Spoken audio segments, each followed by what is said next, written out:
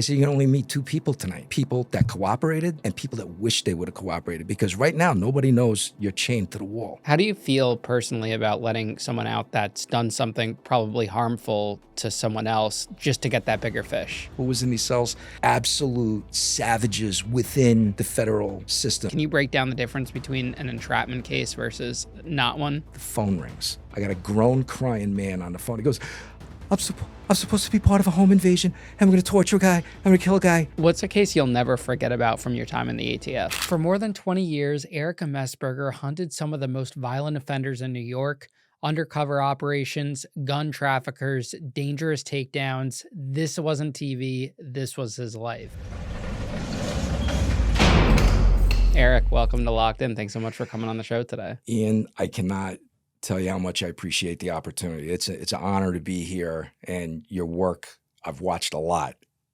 Outstanding. Thank you, and thanks to Steve Murphy. Of course, the audience is going to get tired of hearing the name Steve Murphy, but he's the one that got us all these great episodes.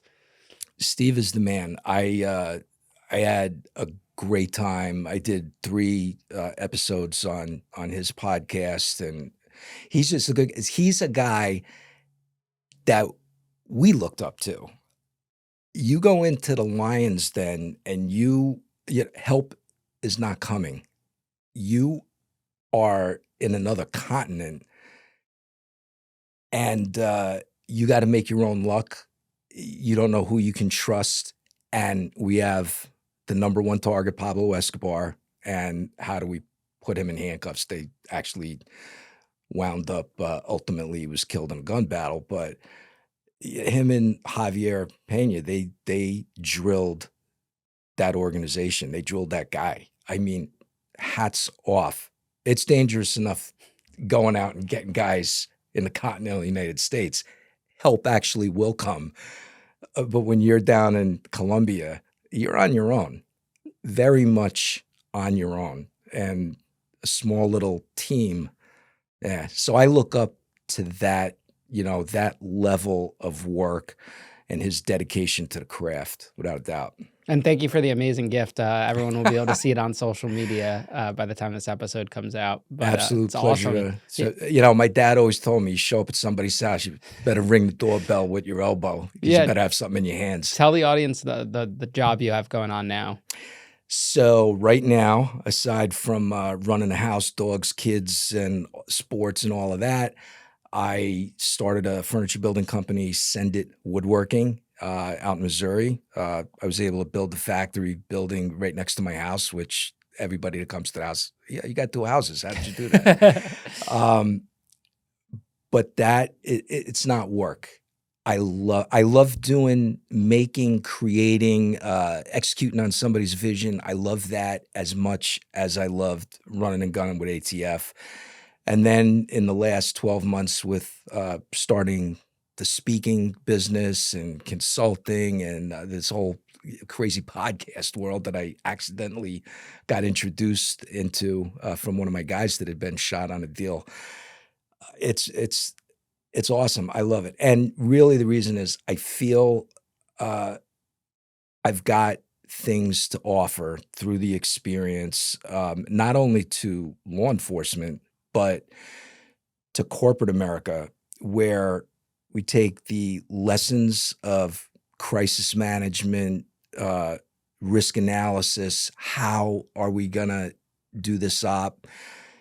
And it's the same principles that apply to a successful corporate unit, be it sales, fintech, anything like that. So that's really the golden ring that we're marching down to, is getting those speaking gigs and really just given some information that somebody can use. Because if you tell a story with nothing behind it, it's just a great story. But if we have messaging and addressing surgically particular problems that units are having, how can we make this better, make this team not toxic, make it work? Dysfunctional unit, how do we make it functional? How do you take care of your hard chargers versus how do you coach up the people that are on a struggle bus? So phenomenal new adventure. I was telling Maddie, it's like I cannot sit still. I'm at 62 and a half now.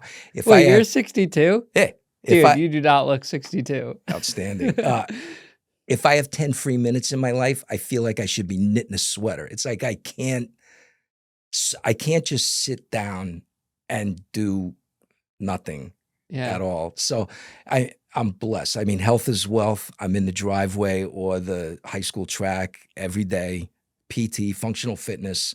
I mean, I'm not running like 15 to 20 miles anymore, but I can probably still out push up most of my peers. I was the push-up champ in my squad in Brooklyn. That was fun. How many push-ups?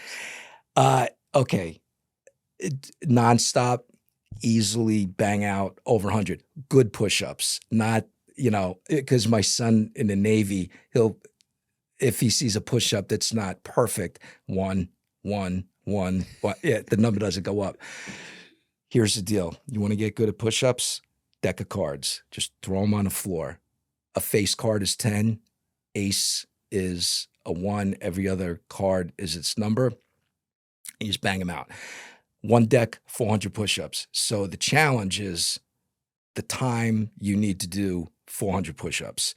When I started doing it, it was like 16, 17 minutes, and then I got it down to like 12. And to have the discipline to make every push-up as good as the first push-up, that's the craft. And it's just, I wrote a saying on the wall of my shop.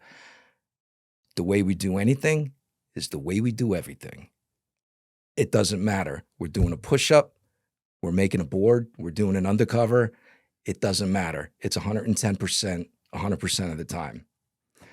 And I treat everything like it's the last game of the World Series. Like my guys in New York, they got me a hoodie when I left that says every day is game 7. And that's the way I really approached everything. And if a credo or a philosophy for how I approached law enforcement or anything else, like somebody actually asked me what's your drive? What's your, what do you think of? Like, what gets you at that level? I would tell them all the same thing. When I was a little kid, I heard a motocross guy, like on Wide World of Sports, getting interviewed.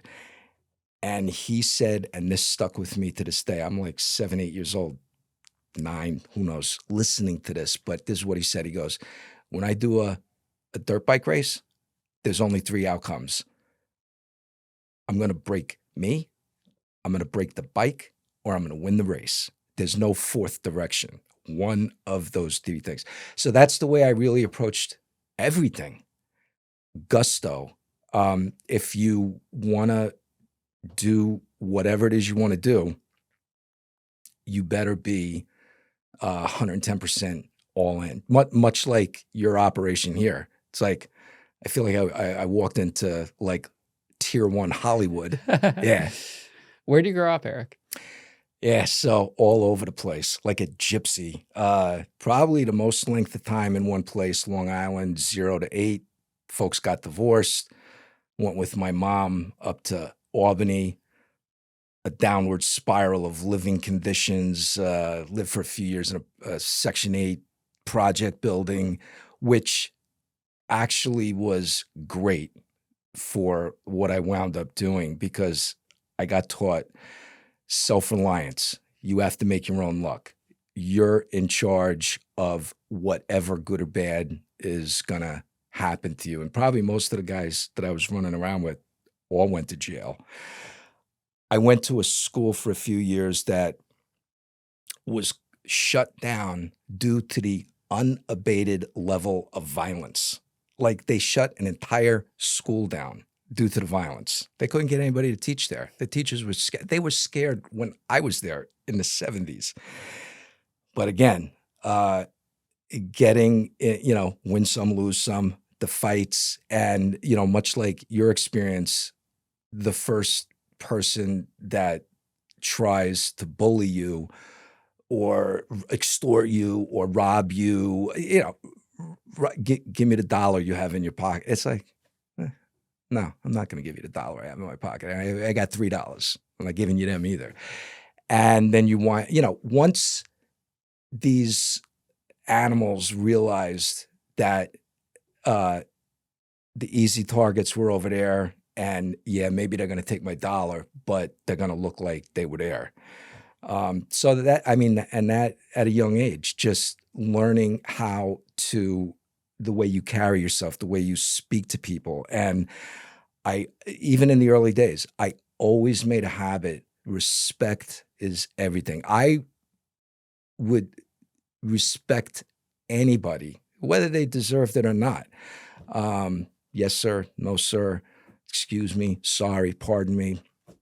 And that went a long way towards solving every problem. Like as an undercover, the hair, the beard, you know, Corvette, the tattoo, props, all props. The only thing that mattered is how did you carry yourself and what tumbled out of your mouth. That made or broke you. And I learned all of that in these like horrible living conditions. So finally, I'm 13 years old, and my dad goes through a custody battle. He's like, "I got to get you kids out of here."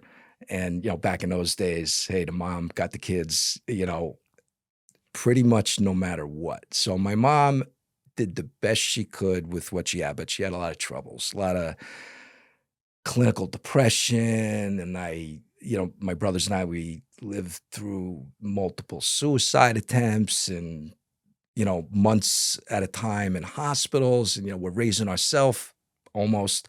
So my dad says, "Enough, you're coming with us," and he loses. Like the judge is like, my brother talks to the judge later. He goes, "Yeah, I know you should have went with your dad, but you know, we just put people with their mom." And my brother's like, "Do you know the damage that decision had?" So I raised my hand in the ninth grade and I say, "Come and pick me up, pops. Enough. I am coming to live with you." My brothers came shortly after, but I tell my kids this story. So I was 13, 14 years old. Everything I owned fit in a shopping cart, which I wheeled down out of this project and waited on the sidewalk for my dad to come, my stepmother. And my kids would need a shipping container for all the stuff that they have now. But yeah, everything I owned at like ninth grade fit, and probably not up to the top of it either. Uh, but again, self-reliance. You want to do great things? Do them. Nobody's going to do them for you. What was your parents' background? So my mom had eye problems, so pretty much a mom, stay-at-home mom. My dad worked for the New York Stock Exchange after he got out of the Army. And, real financial guy. He was the first guy in the family that had a college degree from NYU. So he drilled it into us. We were going to go to college if it bankrupted us. And we did. My middle brother and I, we both found, great colleges for what we wanted to do. He was finance. I was law enforcement. I went to John Jay College, and as a uniform guy, free tuition. And it was almost free, the price of City University in New York anyway. But yeah, at the point of cold sweats, working, school, got it done. When did you make the decision you wanted to go into law enforcement? Uh, it sounds crazy, but I remember all the times I had to call the cops to come to my house when my parents were going at it. You're like, "Oh, that looks like a cool job." Yeah. They actually knew me after a while. "Oh, everything okay?" But the TV shows from like the 60 Adam 12, all of those, kind of procedural cop shows, that was an influence. I'm like, that seems like a noble job. We're not going to get rich, but it's a job that you would do for free if you didn't have bills.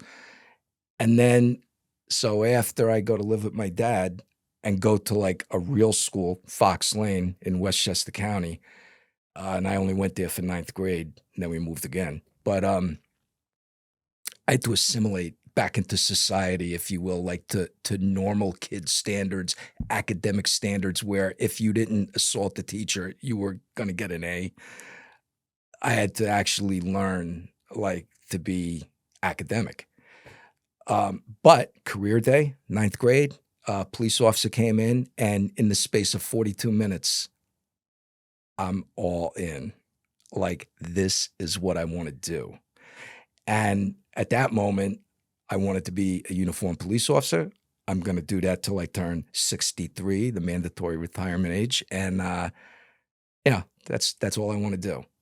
And the course corrections, that a career takes, and you do other things. And then I really found I was only in uniform for a minute, and then into investigations and detective, and then ultimately ATF, the Golden Ring. So did you become a cop while you were in college or after? Yeah.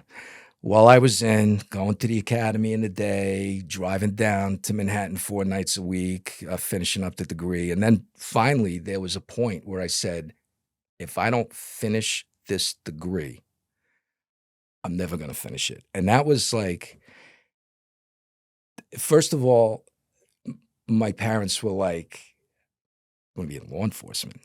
Like, going to be a lawyer or a doctor, cop, would be a cop."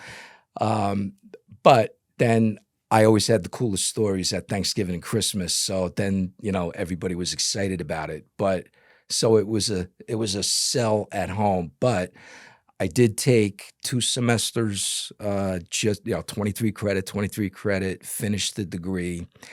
And I had done an internship at the New York City Department of Investigation while I was in my early part of college before becoming a cop. And that was real investigative work. Like so it was the anti-corruption wing for New York City government. And there had been countless scandals. They poured money into this Department of Investigation, DOI. Like they had better stuff than probably a lot of the federal agencies had in New York, because they had an open checkbook, and they had people that knew what they were doing. Like, we need this, we need this, we need this. So it was great.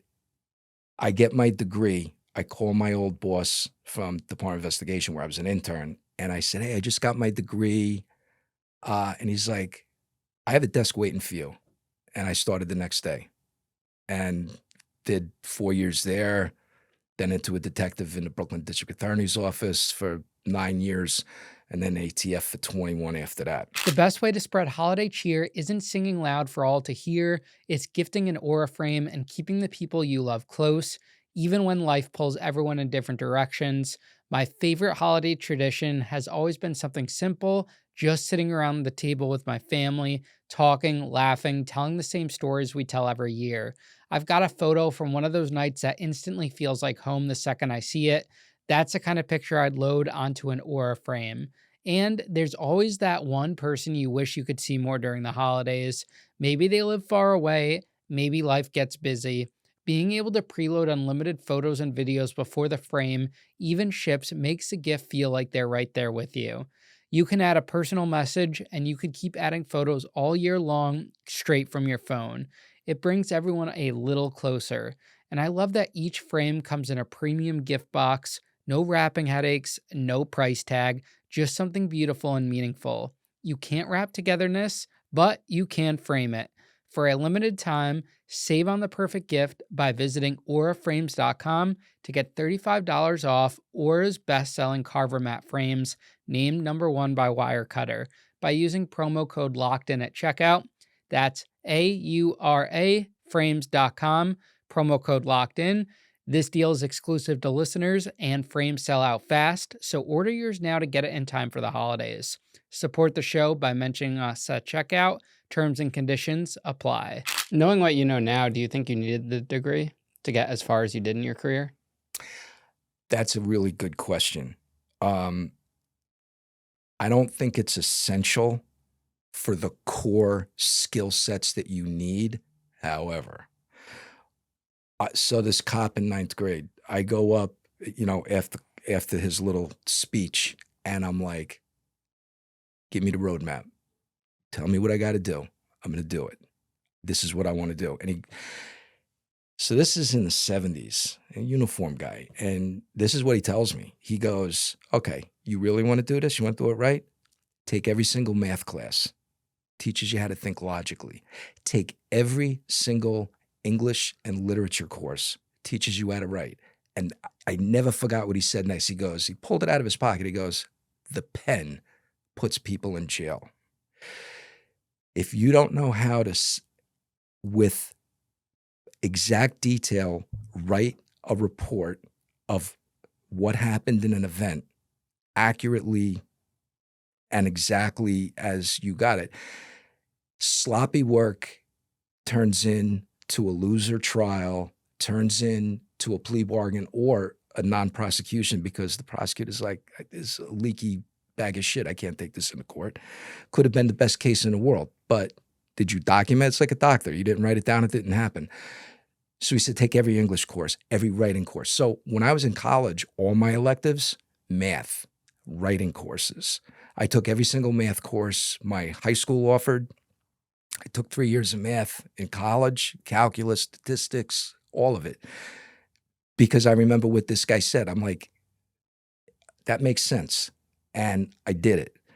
And sure enough, writing, once I got into ATF where, these massive detailed investigations, if your reports were not like shitting Tiffany cufflinks, the federal prosecutor, they have college, they have law degrees. They're going to look at this and they're going to be like, what am I going to do with this?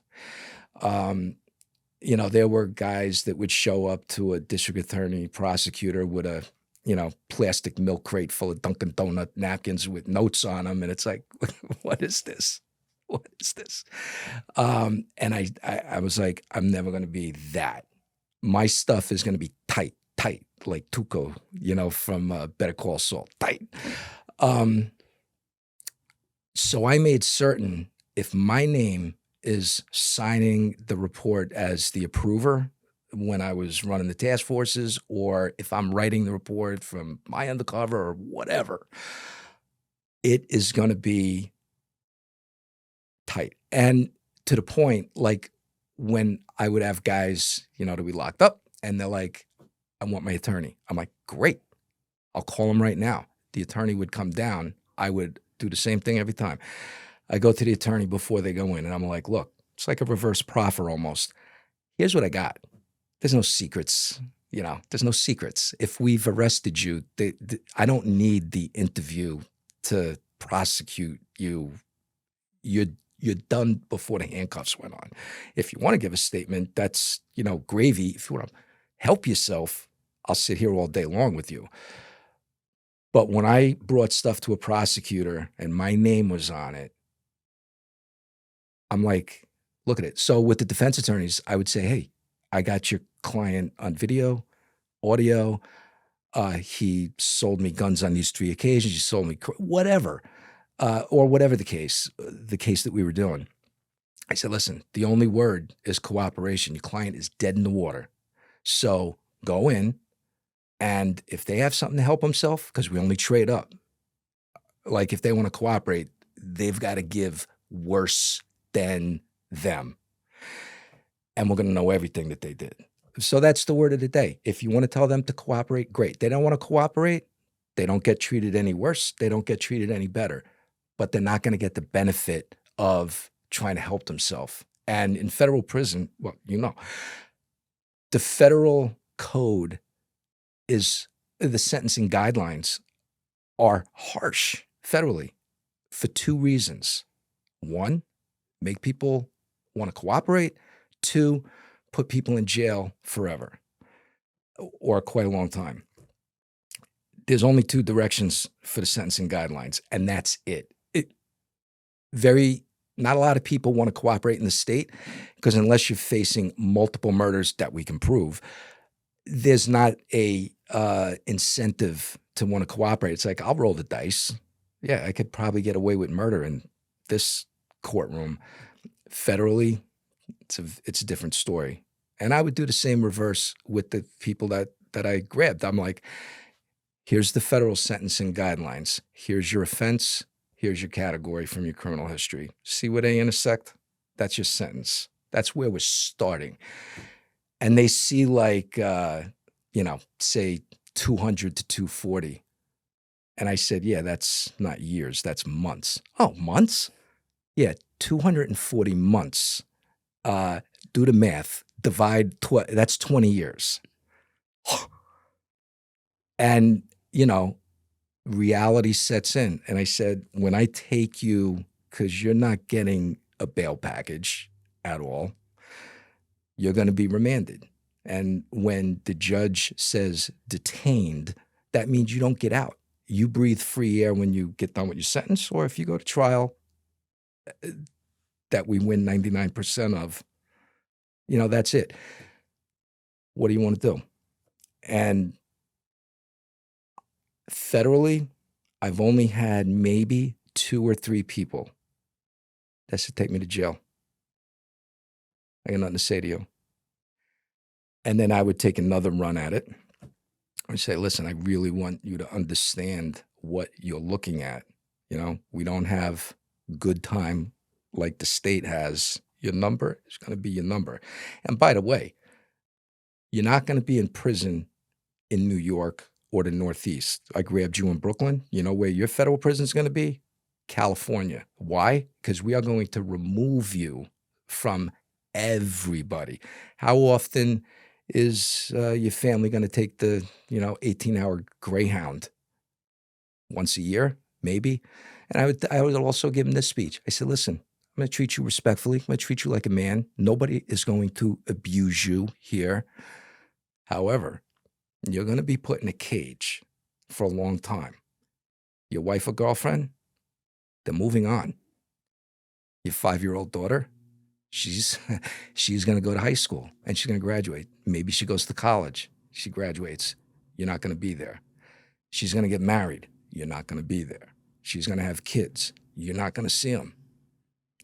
You're going to be an asterisk to your family. Think about that. If you got a code and you don't want to roll on anybody because of the code, you need to be motivated by what's important in your life. The criminal element will forget you in a week. Your family will take a little bit longer than a week. But when you're doing 20 or 30 years, you become not the guy anymore. So what do you want to do? And I've had 2 or 3 guys that take me to jail. I got nothing to say to you. And all of them were in Brooklyn. So he said, hey, I respect your adherence to the discipline of the craft, your craft.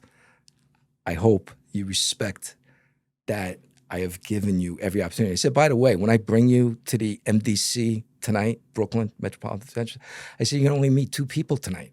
People that cooperated and people that wish they would have cooperated. Because right now, nobody knows you're chained to the wall.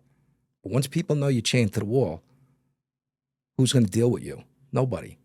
I said, you have a window of cooperation because as fast as those cuffs went on, they can come right off, get you a lawyer, meeting with the federal prosecutor, cooperation agreement, and you are right back out, and nobody knows that you got brought in.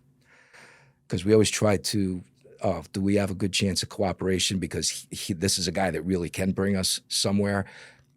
We would try to do the kidnapping. The end of the day, they're not going to be presented that afternoon. There's no federal arraignments at 8 o'clock at night. We got all night for you. Now the rules are very much tightened up as to how long you can interview somebody post-arrest and all of that. A lot tougher to do what we do. But back in the day, hey, it's harsh. But I didn't put you here. You put you here. Now, in a situation that you were just describing with the lawyer coming in and you giving them pretty much their options, the best money a lawyer could buy, what is that lawyer doing? Their responsibility is to their client's best interest. no matter the client, no matter the type of case. The best interest of the client is always not go to prison. But reconciling that with, hey, you don't want to go to prison, you got to put your friends in prison that are worse than you. And we already know who they are. So the lawyer goes in, because I've already given him the talk. I'm like, this is what I have. If your client wants to sit at trial in federal court, 10 blocks that way, and point at the 12-foot screen on the wall and try to tell a jury that's not me selling those guns, that's not me selling crack, that's not me, you can try that, but, the federal jury pool extends beyond Brooklyn. It's the Eastern District, Queens, Long Island. I'm like, listen, I'm going home to eat a steak. You're going to eat a bologna sandwich tonight. Maybe you need a night to think about it, but then also think about everybody's going to know where you are. I will do everything to help you, but you got to want to help yourself. And if you don't want to do that, that's fine. How do you feel personally about letting someone out that's done something probably harmful to someone else just to get that bigger fish? So, great question. And there are not only parameters within ATF, but there should be some inner parameters of what you can live with. Anybody that is convicted of a sex crime, sex offense, we're prohibited from using that person as a cooperator or an informant. That is a bridge too far. We are not going to cooperate somebody that's a sex offender at all. And no matter what they have, you want to historically cooperate from inside, we'll do that. But you are not getting out. And it's a crapshoot. In a perfect world, the cooperation moves quick. It moves from you want to cooperate to some proffer sessions. If you don't have an attorney, we'll get the U.S. Attorney's Office. They've got a list of private attorneys. We'll get a private attorney in here right now to be your attorney. And you're going to plead guilty to some aspect of the conduct that we have you on, and you're going to get a cooperation agreement. So you're bought and paid for. You're out cooperating and working with us. You've already pled guilty. You're merely awaiting sentencing. And that cooperation agreement is ironclad. You lie, you reoffend, it gets torn up like it never happened. But what did happen is your guilty plea. And you're going to walk before the federal judge that's been following the breadcrumb of your case trail. And they're going to know you screwed yourself, you violated your cooperation agreement. That means we just proceed to sentencing, and you're going to be at the upper end of your guideline. And if you reoffended and there's another offense, it's only going to get worse. And then all the other things, if you were in a leadership role, you're going to, get points for your leadership role, and it just goes on and on and on. It is a tough decision about putting a guy out there. Now, if it's somebody that was just an unbelievable level of violence, you know what? You're going to cooperate historically. We're not letting you out. You're a danger to the community. How do I explain that we cooperated you, we put you out, and then you harmed somebody? You want to run and be a fugitive? The last concern. We found Osama bin Laden. We can find you. It's constantly in the back of your mind. Did I allow a yet unknown victim to be victimized because of the decision to let this guy out to do stuff for us because we have a larger picture of worse, more violent people? Yeah, it's a case by case. And you've got to get your bosses on board on ATF. You have to have the federal prosecutor giving the thumbs up. Their boss is going to have to give the thumbs up. If it's a serious enough case, you're going to need the approval of like a deputy attorney general down in DC, DOJ Maine. It's a decision. Yeah. Guys that I've gotten out to cooperate, they've not done anything like violent, drastic. Some of them reoffended back in the drug and gun game and right to jail. Sorry. That's your informant agreement and your cooperation agreement. It's just a dirty world. And you feel good because you've removed a violent segment from the community, and hopefully you've removed further violent individuals based on your initial frontline arrests. But yeah, it's tough. It's a tough decision, and there's no, it's gray. There's no extreme black, extreme white. Everything is gray. And if something bad did happen, it's like, if you're a good person, that should weigh heavily on you for the rest of your life. It's like, I have to live with that. When you're weighing violence, does it also depend on whether the violence was committed against, say, like another gang member or versus an innocent person that wasn't a part of, say, the life? That could certainly be, like if you really saw the path forward of cooperation and this dude was like middle management and he was going to be able to roll up the leadership. Yeah, that, your violence was amongst bad guy violence, possibly a concern.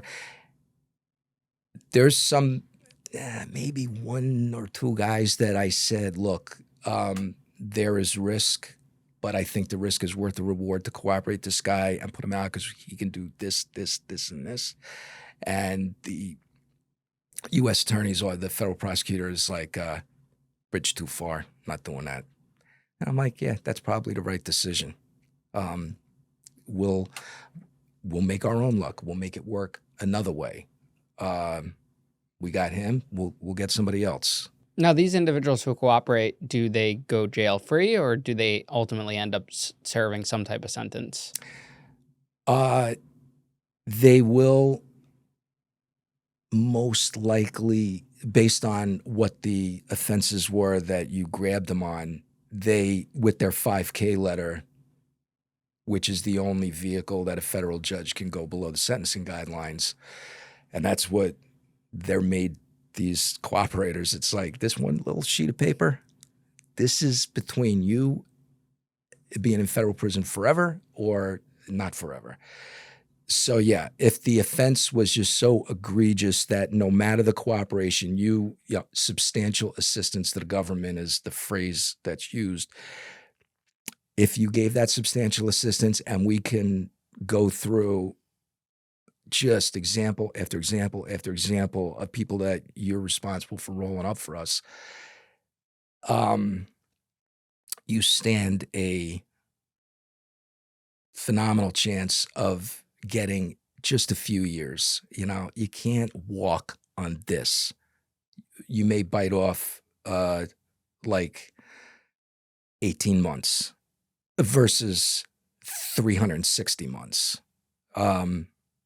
It's probably worth it. Don't show that paperwork to anybody. Might have a problem. Sammy Gravano killed 19 people that he admitted to.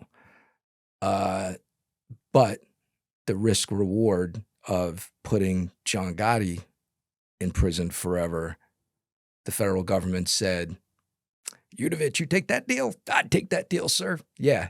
So 19 murders, Gravano got sentenced to 5 years. 5 years, 19 murders. Was that worth it to the federal government? It was, because they did it. And then he went to reoffend in Arizona on an a large-scale ecstasy ring, and he bit off a harsh sentence with that. I've listened to his podcast stuff, and he is a skilled storyteller, and I can tell by the mannerisms, the voice, the cadence, his nonverbal communication. I completely see why he was successful in that life and also very successful as a cooperator. So you got to give the devil their due. I think he is a talented individual. I mean, he could have done anything.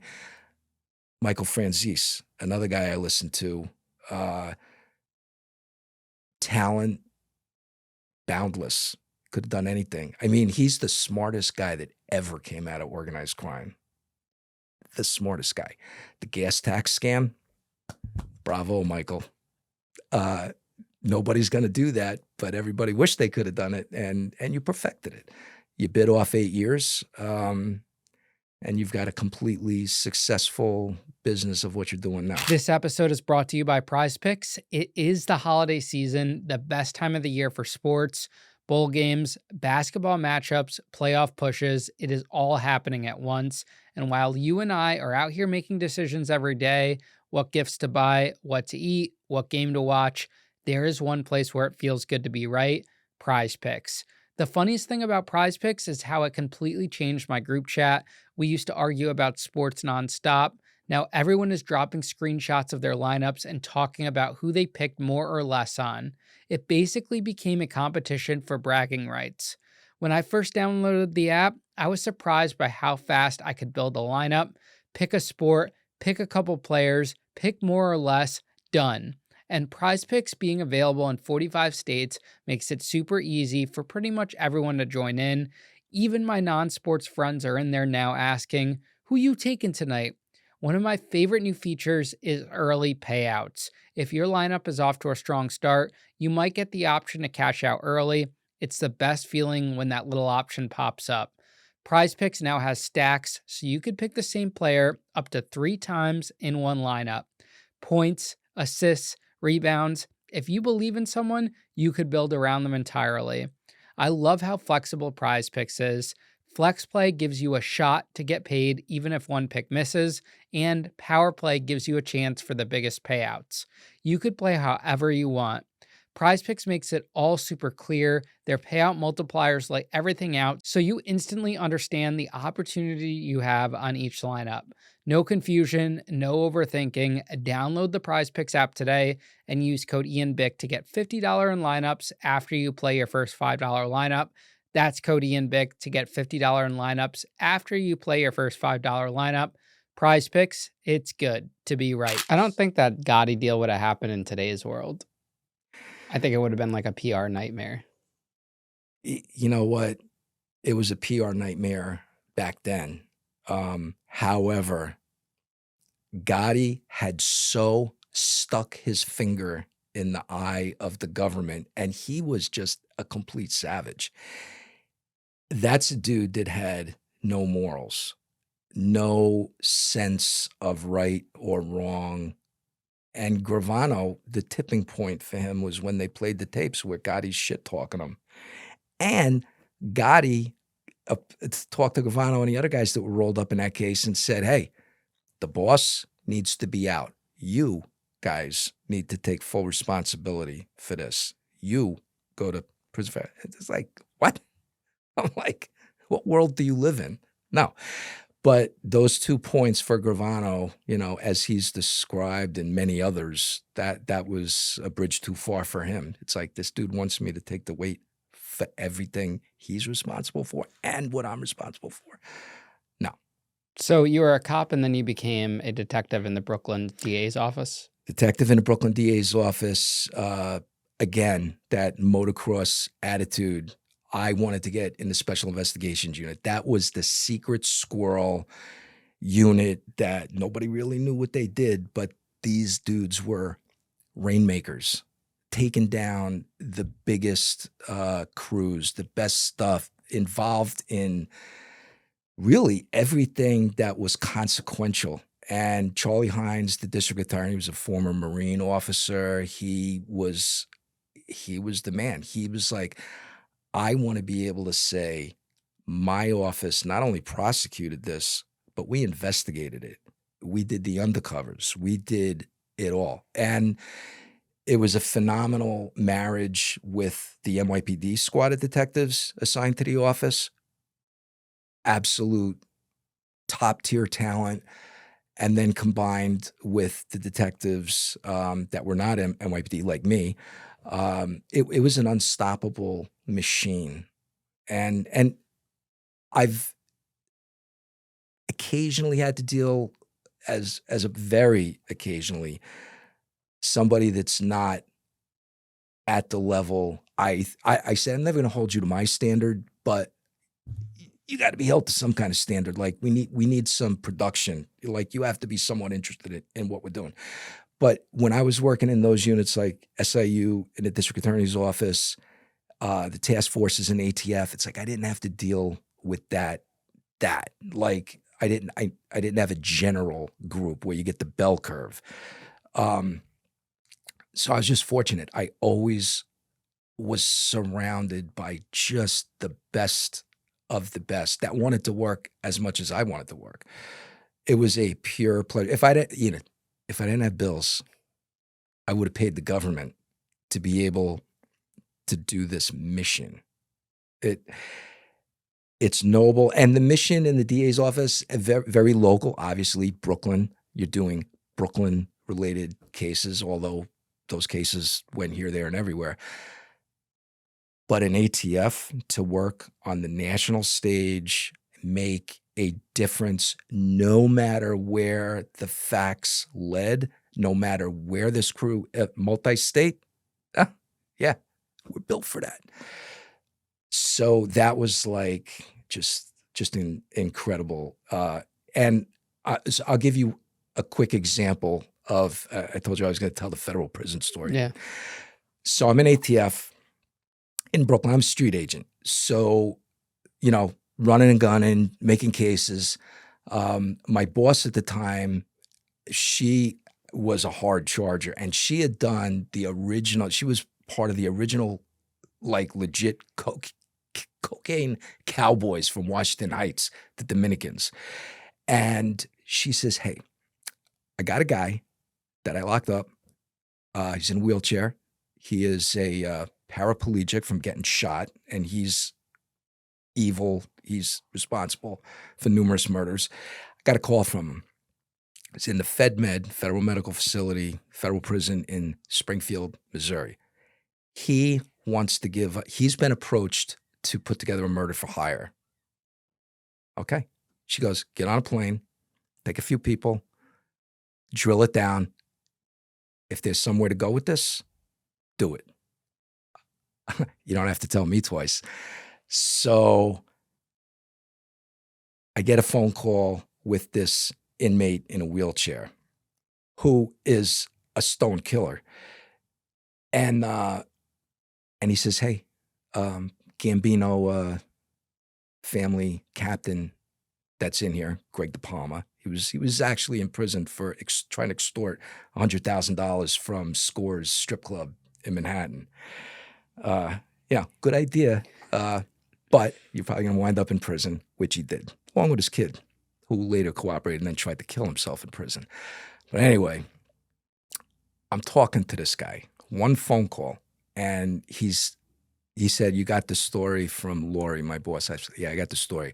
I said, I'm going to jump on a plane and like meet with you. And he says, well, I gotta tell my counselor what's going on. And I probably SIS should, and I'm like, hey dude, you're not fucking saying anything to anybody. You tell nobody nothing.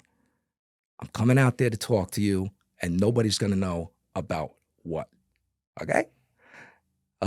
Okay. He's kind of, that Hispanic, lilting, syrupy voice. Okay. Okay, Miss Eric. Okay. I see you when you got out here. Okay. Good.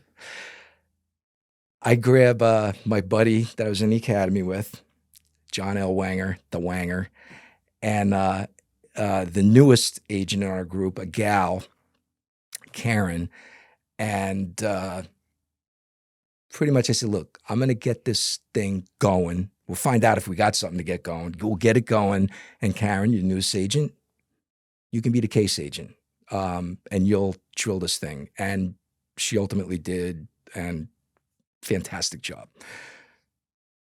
We go out to the Fed Med. This is like the first time I'm really in federal prison. There's a tower before the prison. They lower a bucket on a rope. Inside the bucket is this huge key that opens the steel door at that tower that you can lock your gun up.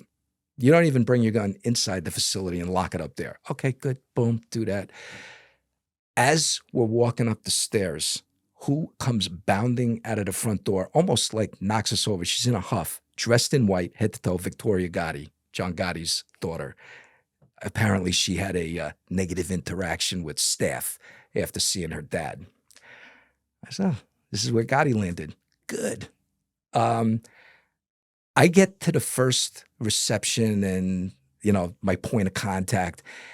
And he's like, oh, ATF Immesberger, yeah.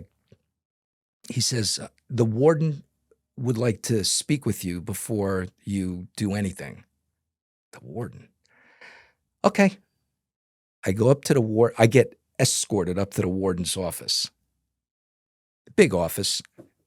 The warden, the deputy warden, the counsel for the prison, some other bosses. There's like 8 BOP people and the warden sitting behind his desk, and nobody's smiling.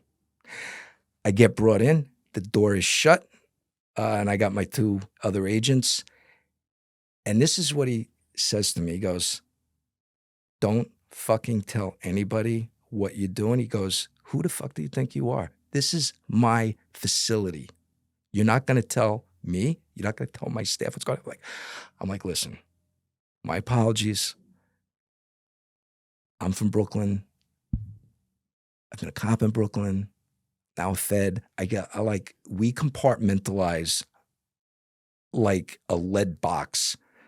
We don't tell anybody anything until we know what we got. And then we decide who has a need to know. Obviously, it's your facility. Yes, you have a need to know.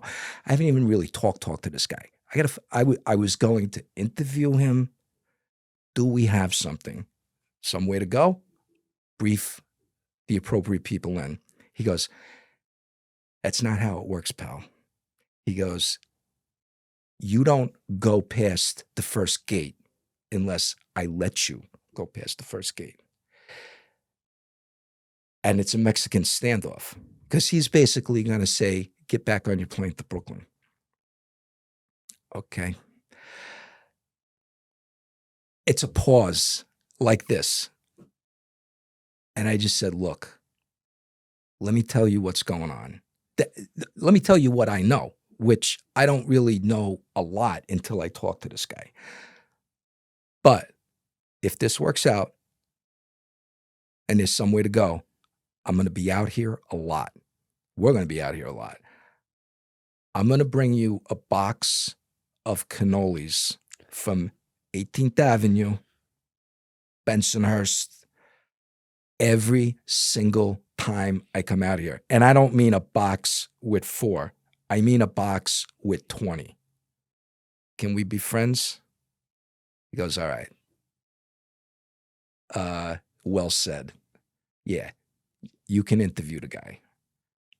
Can you come back here and let me know when you're done if we're doing something? Because I haven't had a cannoli in forever. They don't make them in Springfield, Missouri. Good.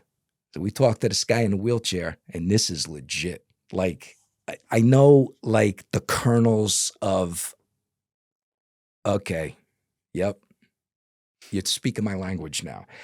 So De Palma, this Gambino captain, he is now raging mad at another Gambino captain, Nicky LaSorsa, who owns a car dealership up in the Bronx, that LaSorsa has not been paying money to this guy in prison that he was supposed to, whatever it was. I had also heard um, that La Sorsa had the temerity to take over this guy's table at Rayo's. If you're familiar with Yeah, Rayo's of down the course. city, not like a regular restaurant. It's like you got a slot, you got a table, you got a time, and you know. But De Palma was in bad graces with the Gambinos because it ultimately had come out that his kid had cooperated, and he's like, "This guy's got such a big mouth. It's like we don't want anything to do with any of these guys anymore." Okay, but this guy wants La Sorsa killed, and he's thinking that this cocaine cowboy with his murderous savages that are still out running around the city can kill Nicky La Sorsa. And we percolate this. We look at his wheelchair. I get the manufacturer. I track down the manufacturer, which was actually in New York City. We got an exemplar wheelchair. How are we going to wire this thing up? We figured out a way that even if anybody looked at it, you're not going to find the recorder on this thing. And we repetitively sent him on several trips out there in to talk to De Palma, get it on tape. He did. And then De Palma says, I want the guy that you're going to get, you hook up with a guy, he's going to point out the source, he's going to point out the business, and he did that. And by this time we had Karen was running the case agent, and the Wanger and I, we were off to our own adventures, but several trips to the Fed Med. Now I'm getting to know the guards because they're getting some of these cannolis. So now I'm genuinely interested. I'm like, federal prison, I've been in Rikers Island like 500 times, state prisons in New York. Never been in a real, and a medical federal facility. He goes, oh, you want to see the Hannibal Lecter ward? This is where the guy did the research for Silence of the Lambs for the Hannibal character. He goes, it's not in a cave, but do you want to see it? I'm like, proceed. Let's go. And I didn't even know if I was in America. 20 cells on the first floor in a square, 20 cells on the second floor. It's floor to ceiling open. There's one pole in the middle and one black and white TV. Your only mission in life was to try to get a cell where you could see that TV. That was as good as life was going to get if you were in one of those 40 cells. Who was in these cells? Absolute savages within the federal system. You've killed inmates. You killed a guard. You did a serious assault on staff. I mean, you had to do a lot of things to get stuck in one of these 20 cells, or your instant offense that you're in federal prison for is so friggin' horrible that this is literally the unit for you. So I'm going around and I'm looking in the windows. They're telling me the story. All the magnets are on the door. No utensils, can only feed on paper. Crazy. These are all 40 cells. These are people that are going to die in federal prison. They are never, ever getting out. So I look at one guy screaming. He's chained to the floor on a poured concrete bed. And I'm like, and he's got bandages on his face. I'm like, what's up with this dude? He's telling me the story on all these guys. He goes, oh, this guy, sexual sadist, multiple murders, and he keeps pulling his eyeball out because he thinks he won't be able to see the victims anymore. It's a Fed Med. He pulls it out, dangling down. We bring him in. We put it back. We have to chain him to the floor so it can heal. And then once it's healed, he does it again. And he does it again. And he does it again. That, I'm like, we do with a guy like this. Now I have now gone into their little toy kingdom and they can't wait to tell me stories. So let me tell you, he goes, you know what a spork is? I'm like, yeah, the plastic spoon with the fork thing at the end. He goes, yes. He goes, well, we had a guy, that sexual sadist murderer, and he took a spork, heated it up against a light fixture. He would pliably roll the end, jam it down his tool until just the end was sticking out, and then say, hey, I need to get this removed. and they'd wheel him down to the hospital part, and they would remove it. Well, they wheel this guy down one time, except it's a new doctor at the facility. And the doctor's getting a story, and he says, well, we're going to cure him tonight. And the guards are like, oh, can't wait to see this. He's done it like several times. Yeah, he's not doing it anymore. So the guy's sitting there. He's got the end of the spork sticking out of his crank. And the doctor wheels over the cart, puts the, those 22 caliber cleaning brushes, 1 foot long Q-tips, antiseptic, the forceps, like a pair of medical pliers. And he grabs the dude and the inmate's like, whoa, whoa, whoa. He goes, you going to numb me up? Like every time I come down here? He goes, well, you weren't numbed up when it went in. They said you could hear that scream at the other end of the facility. And the guy never did it again. Oh my God. Cured. Just give me the jeebies right now. Yeah, I don't know if that's going to be in the AMA journal, but apparently that cure took. And just many other, crazy stories. Now, the guy in the wheelchair, didn't the people he was meeting with know he was in prison? Yeah, he's an inmate with them. So they approached him. So De Palma approaches wheelchair guy in prison, in the FedMed in prison, knowing this guy's background and knowing that he's had run an absolute unstoppable crew of murderers in Washington Heights. And he's like, that's the guy for me. He can get one of his guys on the outside to do this murder. So their meeting where you got him on wire took place inside the prison? Inside the facility, which then you're trying to arrange a meeting that would not arouse any suspicions, like, everybody would go into a day room or everybody's going to be walking around the yard or something like that. So we had to be there when those situations were going to occur, so it doesn't look like he's being inserted into a place that, why are you here right now? All right, fellas, listen, I don't know who at Blue Chew sat in a lab and said, let's create something that turns men into Greek statuses with Wi-Fi, but that's exactly what they did. Blue Chew just dropped Blue Chew Gold, and this thing has the streets talking. This is the newest innovation from the #1 chewable ED brand, and it's basically the superhero upgrade no one warned us about. Blue Chew Gold is a 4-in-1 monster. 2 ingredients to get that blood flow dialed in, plus apomorphine and oxytocin to get your brain and body synced up like you just downloaded a firmware update labeled Beast Mode. And Blue Chew Gold dissolves under your tongue and can begin working in as little as 15 minutes. Translation, by the time she finishes brushing her hair, you're standing there like you just heard your walkout music. Elevation without hesitation. Next time she sends you that "you busy" text, send back a photo of Blue Chew Gold and a calendar invite titled Event Destruction. Blue Chew Gold is turning the bedroom into a professional arena. There should be ring announcers. There should be walkout smoke. There should be a referee checking your gloves. Forget Netflix and chill. This is Netflix, and your bed starts filing noise complaints against you. If your mattresses could talk, after Blue Chew Gold, it would say, "Sir, I am a piece of furniture. I was not built for this level of activity." Ignition in about 15 minutes or less. Stretch first, champ. Make life easier by getting harder, and discover your options at BlueChew.com.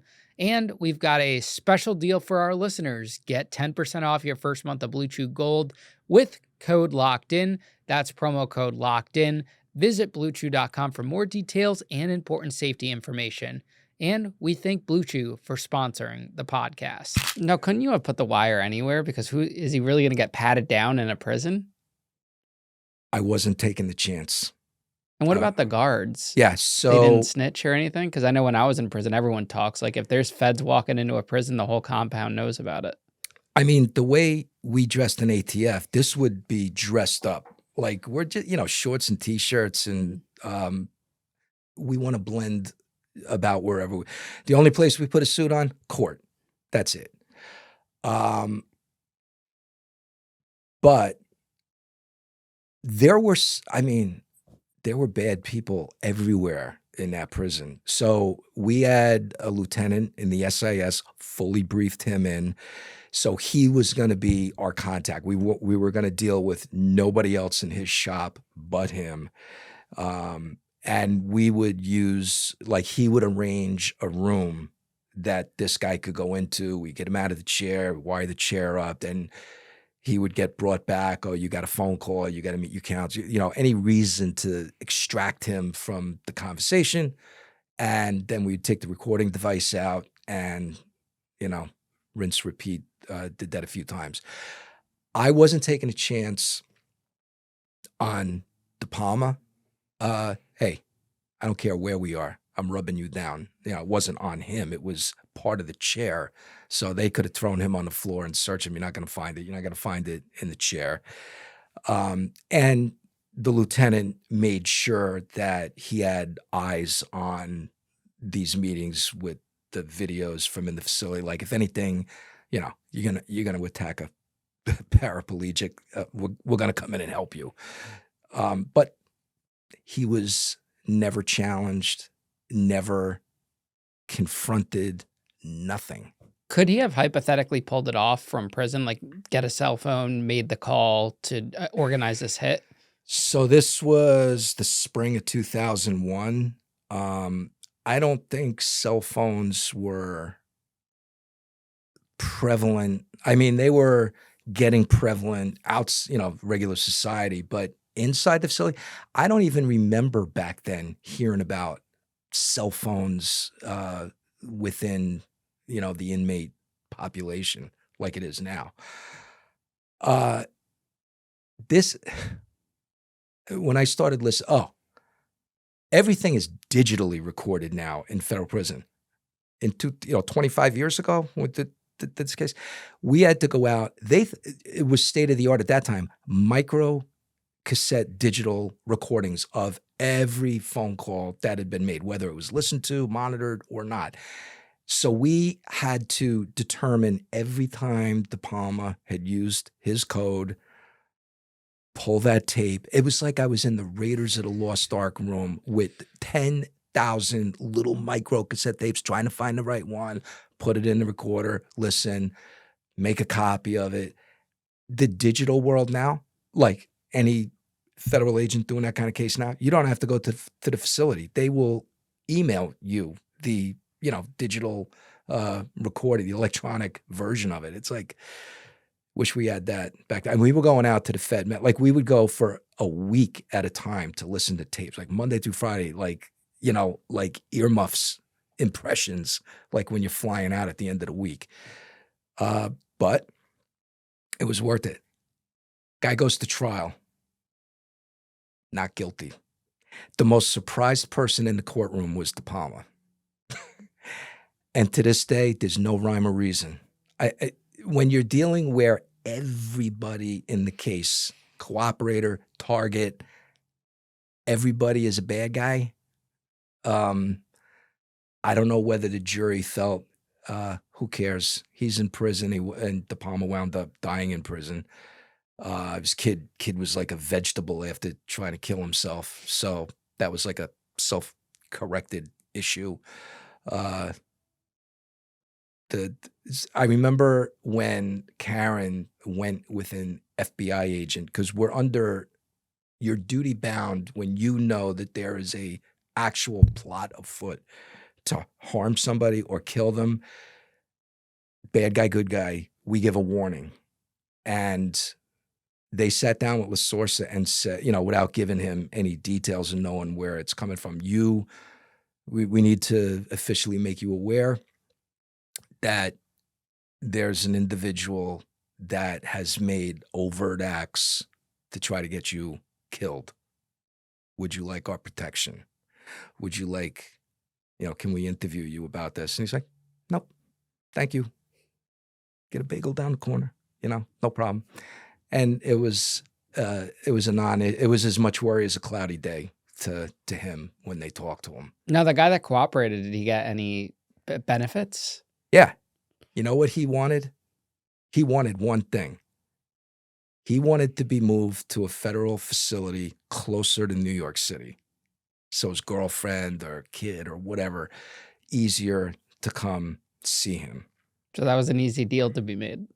That was an easy deal. And I'll give you one better. Boom. You're getting the exclusive right here.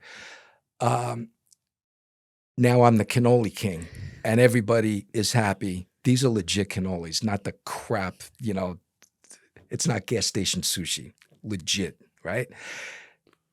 Well, one of the guards that now we're friendly with this guy, he goes, because Gotti is locked up there and there are very stringent rules on how he is permitted to visit with his attorneys, how he's permitted to visit with the people authorized to visit him. And so this is the information we get. Hey, you guys are good guys. This guard, I should percolate it even better. The initial information comes from wheelchair guy, in the know with everything, who thinks he's a threat. He's in a wheelchair, but he's a savage. So he is the one that initially tells us about this. He goes, this guard, and he names him, is getting money from the Gotti people to allow unauthorized contact with him. And furthermore, on this date, they're flying him to Vegas to have 3 days of fun. Thank you for helping us out. Really? Now, normally you would go to the FBI with that. Not going to the FBI. Get the Lieutenant SIS. Hey, call the warden, ring a ding. We need a meeting. And I say, this is gift wrapped. Here it is. Name of the guy. Here's when he's going to be at the airport, going to Vegas. Do what you will. And they locked him up at the airport. Quiet, hush, hush. But that would have never come to light any other way. And it's, how do you think you're going to get away with stuff like that? It's like the reason Gotti is sitting there is because he got, cooperated against. You don't think that other people trying to get a benefit, they find out what you're doing, they're not going to try to get it. So what a wheelchair guy want? He simply wanted to be moved closer to New York City. That's it. Because that's all I want. I know I'm dying in prison. I know you're not going to let me out. You're not going to re-sentence me. I just want to be closer to the city. How did you make the switch from Brooklyn DA's office to the ATF? Okay, so in the DA's office, when I was in SIU, we had a lot of money. We could buy drugs. We could run undercover things. What we didn't have a lot of money for was the purchase of firearms. Now, prior to when I was still in Department of Investigation, I was doing the most undercovers. And these are not dangerous undercovers like ATF. These are like quick hitters, corruption, city employees, people that are trying to corrupt city employees to get stuff. And I would pose as the corrupt city official, attorney, whatever I was going to say I was, and I would get paid off. And I got paid off a lot, like a lot. It got to the point where to remove the entrapment defense, because you have this, what's your predisposition to commit this crime? They would say, what do you want? And I'm like, just give me what you usually give. Oh, you've done this before. No entrapment defense here. So I was doing so many of those. Department of Investigation says, hey, we want to send you to an actual formal undercover school. ATF, who I'd heard of, but not really, they're putting on a 1-week roadshow undercover school for state and local. We're putting you in it and knock yourself out. So not only was that course like the best course I had ever been to, at that moment, just like the cop in 9th grade, I'm like, I'm going to be an ATF agent. And they're like, good luck, dude. We have one opening, 1,000 applicants for every single opening. And I'm like, I will not be deterred. I am going to be the dripping water on the rock. That's how the Grand Canyon got made. I applied so the written test for ATF, 3/4 of the people fail the written test. Like that's the first thing you do, a Treasury enforcement exam. It's like taking an SAT, and there's pass, fail. 3/4 fail. You don't even move on to an interview. I put in for an opening, take the test. I passed the test. Don't even get called for an interview. It was called the Friends of the Director hiring. Like, unless your dad was playing tennis with the director, or the custodian for the ATF building had a kid that wanted to be. It's like, that's where all the jobs went. Like, if you didn't know somebody, you weren't getting a job. Awesome. I will not be deterred. I put in for it again. Same thing. Don't even get called for an interview, but I passed the written test. Another announcement. I passed the written test, and I'm like, if I don't get called for an interview, I get called for an interview, panel interview, and that is where the decision is made. They get to play Caesar. We're going to hire you. We want to hire you, or you don't even have the job and you haven't even gotten out of the elevator yet for this interview. So, and I knew everybody in the office, because in the DA's office, I was bringing all my CIs where we could do gun stuff. I was bringing them to ATF and working those cases with them. So I got to know all the ATF guys, including the Joint Firearms Task Force boss, Group 4 boss, Billy Fredericks, stud, legend, Marine, was bayoneted, had to play dead. All his unit was killed, crawled his way out of the job. I mean, tough guy. And he tells me, he goes, "Hey, I'm the guy that's telling you I want you. You're getting in this time." And I'm like, we'll see. Alex Diatri was the assistant special agent in charge at the time. And I knew him. And he's now going to bring me to the panel interview room. And he stops me. He's wearing cowboy boots and jeans. He goes, and he looks like Sylvester Stallone. He goes, "You know what to say in there, right?" I'm like, locked in. I got it. He goes, "Good, because there's no do-over here." Good. Alex Diatri had been shot 5 times in the Hurricane Motel on South Beach, Florida, doing a coke deal. Ariel Rios, his partner, young ATF agent, shot and killed, never made it out of the room. Alex got shot 5 times in the chest with a .357, lived, went back to duty, and now he's the number 2 guy in New York. He says, "You know what to say in there, right?" I'm like, "Yeah." He goes, "I can't say it for you. You gotta stand up and perform." Good. I get a call. "Hey, we want to repanel everybody that interviewed in New York, because the bosses feel we weren't allowed to ask enough questions." A very scripted interview. I'm like, "Oh, I'm in Seattle. I'll jump on a plane." No.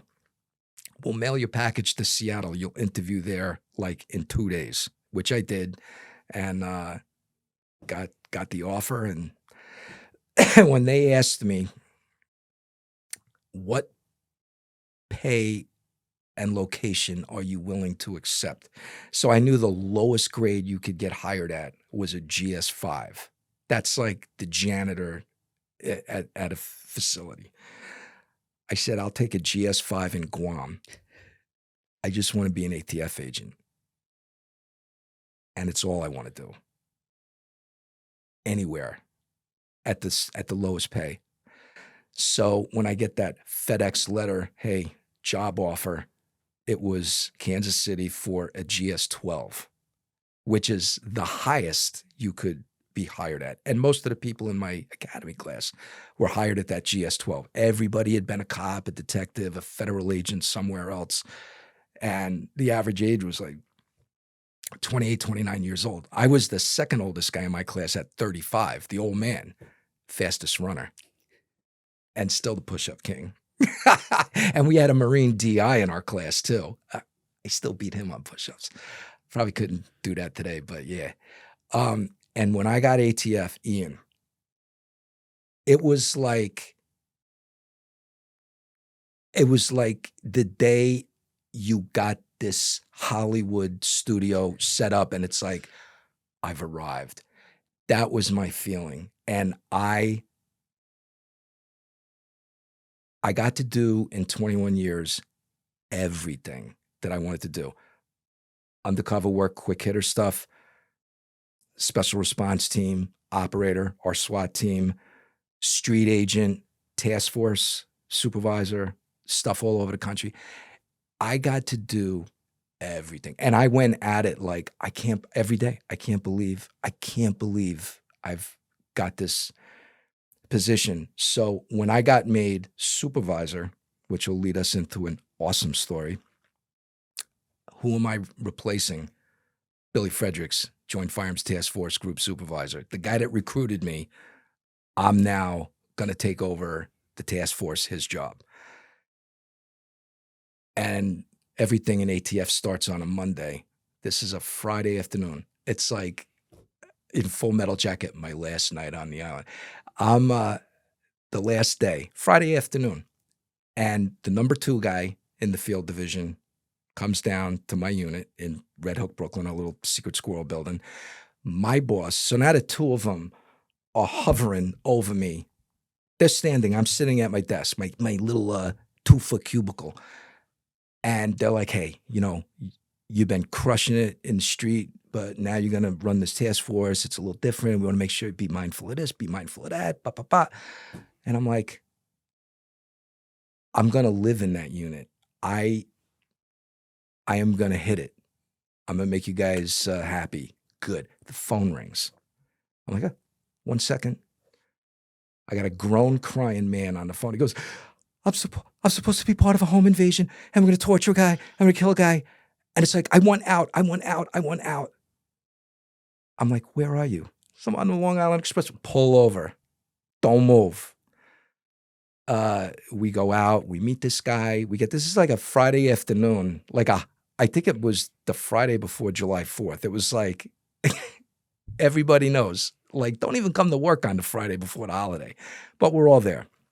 And it was a task force group that I was in. So we had NYPD detectives. We had the ATF agents. We go out, we meet this guy. He tells us a story. This is the story he tells. He goes, listen, I'm supposed to be part of a home invasion crew. We're going to go to this guy's house, private house in Queens. He owns a pizzeria. There's $300,000 in cash in his safe. And the guy that masterminded this, he's from Lauderdale, and he is in my house right now. He's waiting for me to get back. I told him I had to go out and do something. We'll do this when I come back. And he goes, we're going to tie this guy up, give me the combo to the safe. And he doesn't want to give the combo. We're going to start cutting his fingers off with garden pruners. Okay. That sounds pretty real. And then if we have to kill him, we're going to kill him and get the 300. All right. Who else is in the house? Well, the rest of the crew that's going to do this. My brother is one of them. He's really the contact with Steve. Steve is the mastermind of this thing. As a grown man, and he's like whimpering, telling us, he's got a wife beater and shorts on.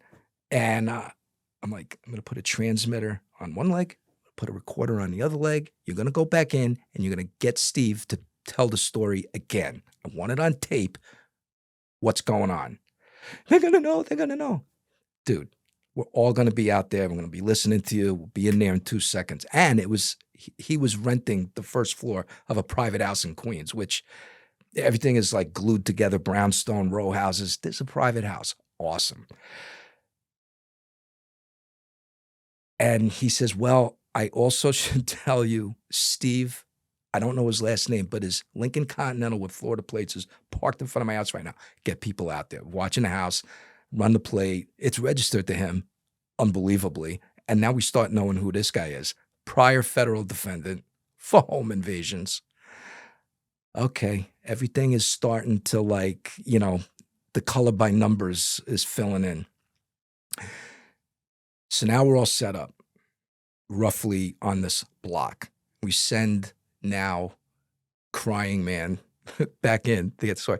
And the conversation is, what do you mean go over it again? Didn't I go over this enough? We're going to tie the guy up, give us the code. We're going to start cutting his fingers off, and then we're going to kill him. Okay, check. I think things are good. This is what he says to the guy. Steve says this to the cooperator. Now go out to my trunk and get my bag of guns. We're doing this now. I'm mentally signaling the cooperator, like I'm trying to telepathically tell him, You're not bringing a bag of guns into the house with this guy. Out the front door, walks across the street into the trunk, and now he's crying again. What do I do? What do I do? He told me to get his guns. I don't know what to do. And he gets a gym bag and starts going back to the house. I'm like, move in, move in, move in. That's it. It's a wrap. Ian, it was my official last day on the special response team. So I had my SRT-M4, the Wanger, for other story. He's with me. And so we got the two M4s. Our crying cooperator is now on the up 4 steps to the cement thing porch before you go into the house. And it's like a jail cell door and a regular door. Regular door is open. So now it's kind of a screen, but it's like a jail cell door. It's going to take us a second to rip that off. He drops the bag when we grab him. So now the bag of guns, which we later found was a bag of guns, and that's now sitting on the cement. Launch this guy into the bushes. I don't want to do this anymore. I'm like, get it together. And now we're ordering residents of the house, Steve, and we say his last name. Well, nobody comes out. Steve comes to the door. But now we got this jail door between me and him. And I'm probably closest to this guy. I'm standing on the ground. The porch is up to chest. And he's in the doorway. He can't get the guns, but I can't get him either. I'm like, great. It's like a Mexican standoff. And I'm looking at this dude, strongest man alive. He is like a steroided out Arnold Schwarzenegger, like all muscle. Like this dude, I'm like, oh, okay, this is going to be a to-do. So now I'm giving him commands. I'm like, Steve, open the door. It's over. You're under arrest. ATF. It's a wrap. Says nothing. Won't open the door. Staring at me. Death stare. I'm like, Steve, let's be gentlemen. Just open the door. You can look at the bag. Don't touch it. You can think about it. Don't touch. He opens the door, but now he won't step out. And I'm on him with the M4, as is the Wanger. And he takes one step out. Has said nothing. I'm like, Steve, get on the ground. Won't move. I'm like, Steve, get on the ground or I'm going to shoot you. And I took the safety off the M4. First time I ever had it pointed at a bad guy with the safety off. Like if I manipulate the trigger and I had the 3-round burst, game over. And he won't say anything and he won't get on the ground and he won't move. Another guy on the team comes up with an asp. Steve is focused on me. Guy comes up with an asp. Strong dude. And he hits him 3 or 4 times like Babe Ruth swings. The legs, the arm, the back. Just looks at him. Doesn't say anything, doesn't move. No reaction to these Babe Ruth hits. The guy swinging the ass realizes now, I am definitely shooting this guy. He gets off the porch and I'm like, Steve, get on the ground or it's over.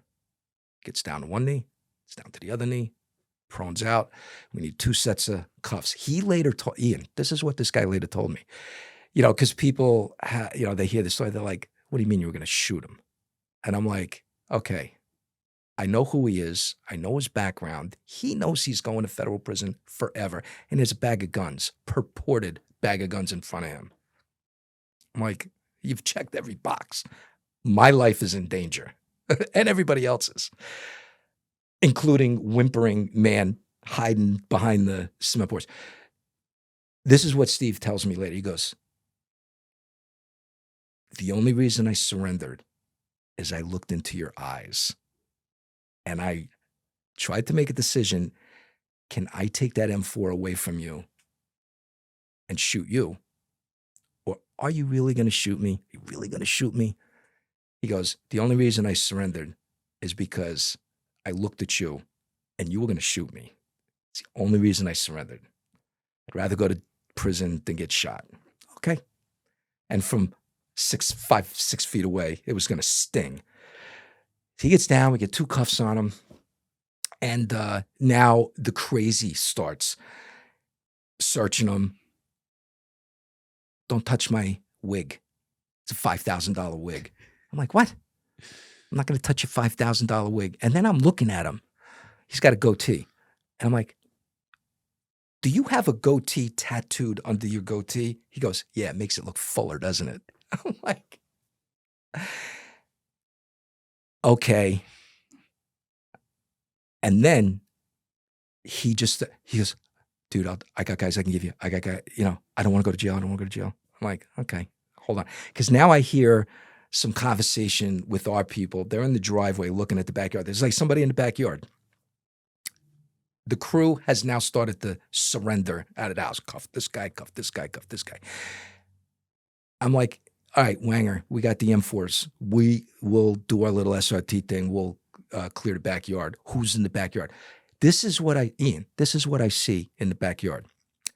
There's a dude in a lawn chair laid out, reading the New York Times, wearing, and this is all he's wearing, hot pink shorts. It's a man slathered in like Wesson oil. And we're like, hey, police, don't move. Put the paper down. And by the way, get on the ground. Now we're closer to him. And he goes, hey, do I really have to get on the ground? I'm like, get on the fucking ground. And he goes, I'm a member of NYPD. Okay. Did you hear that little commotion going on, that little magic show, like at the other end of the driveway? He goes, yeah, I didn't want to get involved. Huh, okay. Let's just see who you are now. He goes, I'm a captain. I'm an openly gay captain. I don't need this trouble. I'm like, you know what? I'm going to go up to your second floor apartment. And he says, I don't know who these people are. I don't associate with them. I'm not part of that. Sure enough, NYPD captain. And then he tells me, listen, I'm an openly gay NYPD captain. And I have a written order that I'm not allowed in any men's room facility in the New York City Police. I didn't want to even ask him, what the hell is that all about? I'm like, all right, you're clearly not a part of this. Go back to reading your paper. He goes, okay. He literally goes, I got the New York Times open. I'm like, how could this story get crazier? And then it does. Now we go back and I'm talking to Steve and he says, and he's starting to realize now my world just got turned into a closet. I'm drilled. I'm done. Okay. He goes, I got guys. I give you this. I give you this. Like he's giving me all this stuff. Before I'm like, how much can you bench? He goes, well, I work out a few times a week with 400. And I believed him. I'm like, dude, if we had to fight you, you would have got shot. So now this is still in the front yard. Hasn't invoked. Like this dude wants to relieve himself, his conscience in the front yard. Double cuff behind. And I said, give me something right now. You got something right now that I can verify, like with my phone, with you standing here? He goes, I'll give you something right now. Easy. Give you one for free. He goes, call Fort Lauderdale Police Department. Get a detective on the phone from their burglary unit or whatever. And he goes, my crew and I, we just literally ripped like a refrigerator safe out of a cement floor at a commercial clothing store. And he goes, this was like the first clue how the rest of the story went. He goes, I'm like, what's the name of this place? He goes, well, it's a clothing store that caters to the gay community. I'm like, what's the name of it? He goes, Gay Mart. I call up, I'm like, don't move. Lauderdale PD? Yeah. Hey, crazy question, but is there a store named Gay Mart and was it recently burglarized? A floor slave ripped out of the floor? And a guy, like everybody had heard of it. He goes, oh yeah, that happened. He goes, it's a whodunit. I'm like, well, not anymore. It's not. I got the mastermind of that caper in handcuffs right in front of me up in New York City. He goes, oh, that's awesome. Great. That crew's responsible for all kinds of stuff. I'm like, okay. I'm like, Steve, you're off to the races, buddy. That checked out. You're good. I'm like, I'm going to get you a Happy Meal. We're going to sit down. It's going to be great. Now it goes into like crazy, crazy zone. I got this steroid freak, 2 set of cuffs, rear cuffed,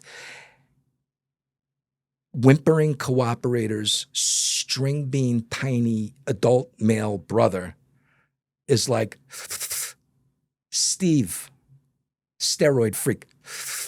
And he goes, Frankie, the brother, he goes, Frankie, I just want to kiss you one last time before I go to jail. What? They were lovers. Like that was the connection.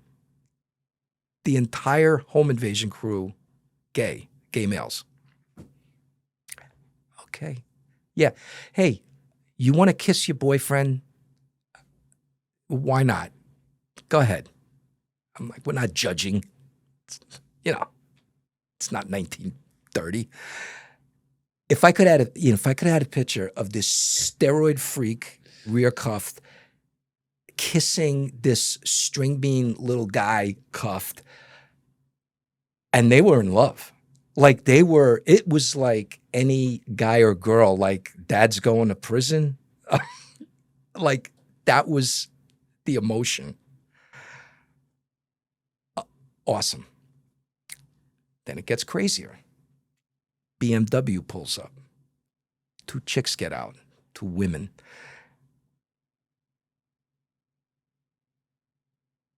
Like centerfold hot women.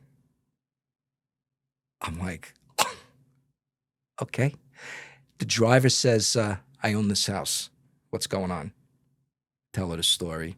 She goes, knew I shouldn't have rented to them. She goes, listen, I only rent to the gay community. Obviously, you know I'm gay. This is my partner. I'm like, can't make it up. The Wanger and I, we wanted to call, because I had to hand the case off. It was my last day as a street agent. So Wanger's like, well, we're going to name this investigation the House of Gay. And I'm like, yeah, even in 2004, you can't name a case the House of Gay. It's like, can't do it now. You certainly couldn't do it then. Then when reality started setting in, he lawyered up and, okay, I'm not going to be here all night interviewing you. And good luck. Thanks for the Game Art thing. At least Lauderdale gets a little, checkbox. Yeah, and then I took over the task force the Monday later. What happened to him? He definitely bit off a term. I literally didn't track it after that. He was like, once I took over the task force, that was a 24/7, like, we don't go home. This is what we do. We're all over the country chasing these gun traffickers and every other Hobbs Act robbery crew, commercial armed robbery crews. Like, we were knocking them, or home invasion crews. It was the golden years of that task force. Again, I couldn't believe, like, that I'm leading this group of just hitters. NYPD, ATF, and New York State Police were all, it was probably at that time, we probably had almost 20 gun carriers in the group, which is more than double the size of a normal ATF group. And we were everywhere. All over, like peanut butter, everywhere. And we were crushing the bad man. It was great. Now, you mentioned the term entrapment earlier. We'll have guys on the show tell stories about how they were set up and taken down, and people in the comments would be like, oh, that's entrapment. Can you break down the difference between an entrapment case versus not one? It's easy. And I can tell you a short story about that. We don't make criminals. We investigate criminals. And the entrapment defense is, but for this undercover or informant, I never would have done that conduct. I never would have been a part of that, except for I needed the money. It's always I needed the money story. That is that's why I did it. Okay, well, how do you destroy the entrapment defense? While you're doing the undercovers, you get the conversation of all the other jobs that they've done, similar conduct. Oh, you're part of a robbery crew? This is what I do, yo. Yeah, we did this, we did that. I need like 5 guns. 5 guns, I get you 20 guns. Nikki from Brooklyn. That was the UC name I used all the time. Nikki from Brooklyn. Because I was like Joe Pesci everywhere outside of Brooklyn. Like when I did undercovers in Missouri or South Carolina, it was like Nikki from Brooklyn. I couldn't pass as any kind of Italian mob guy in Brooklyn. No. Outside of Brooklyn, yeah, who else talks like that? Look at this guy. But we would get you to show predisposition. You have done this before. Now, if this is, everybody's got to have their first rodeo.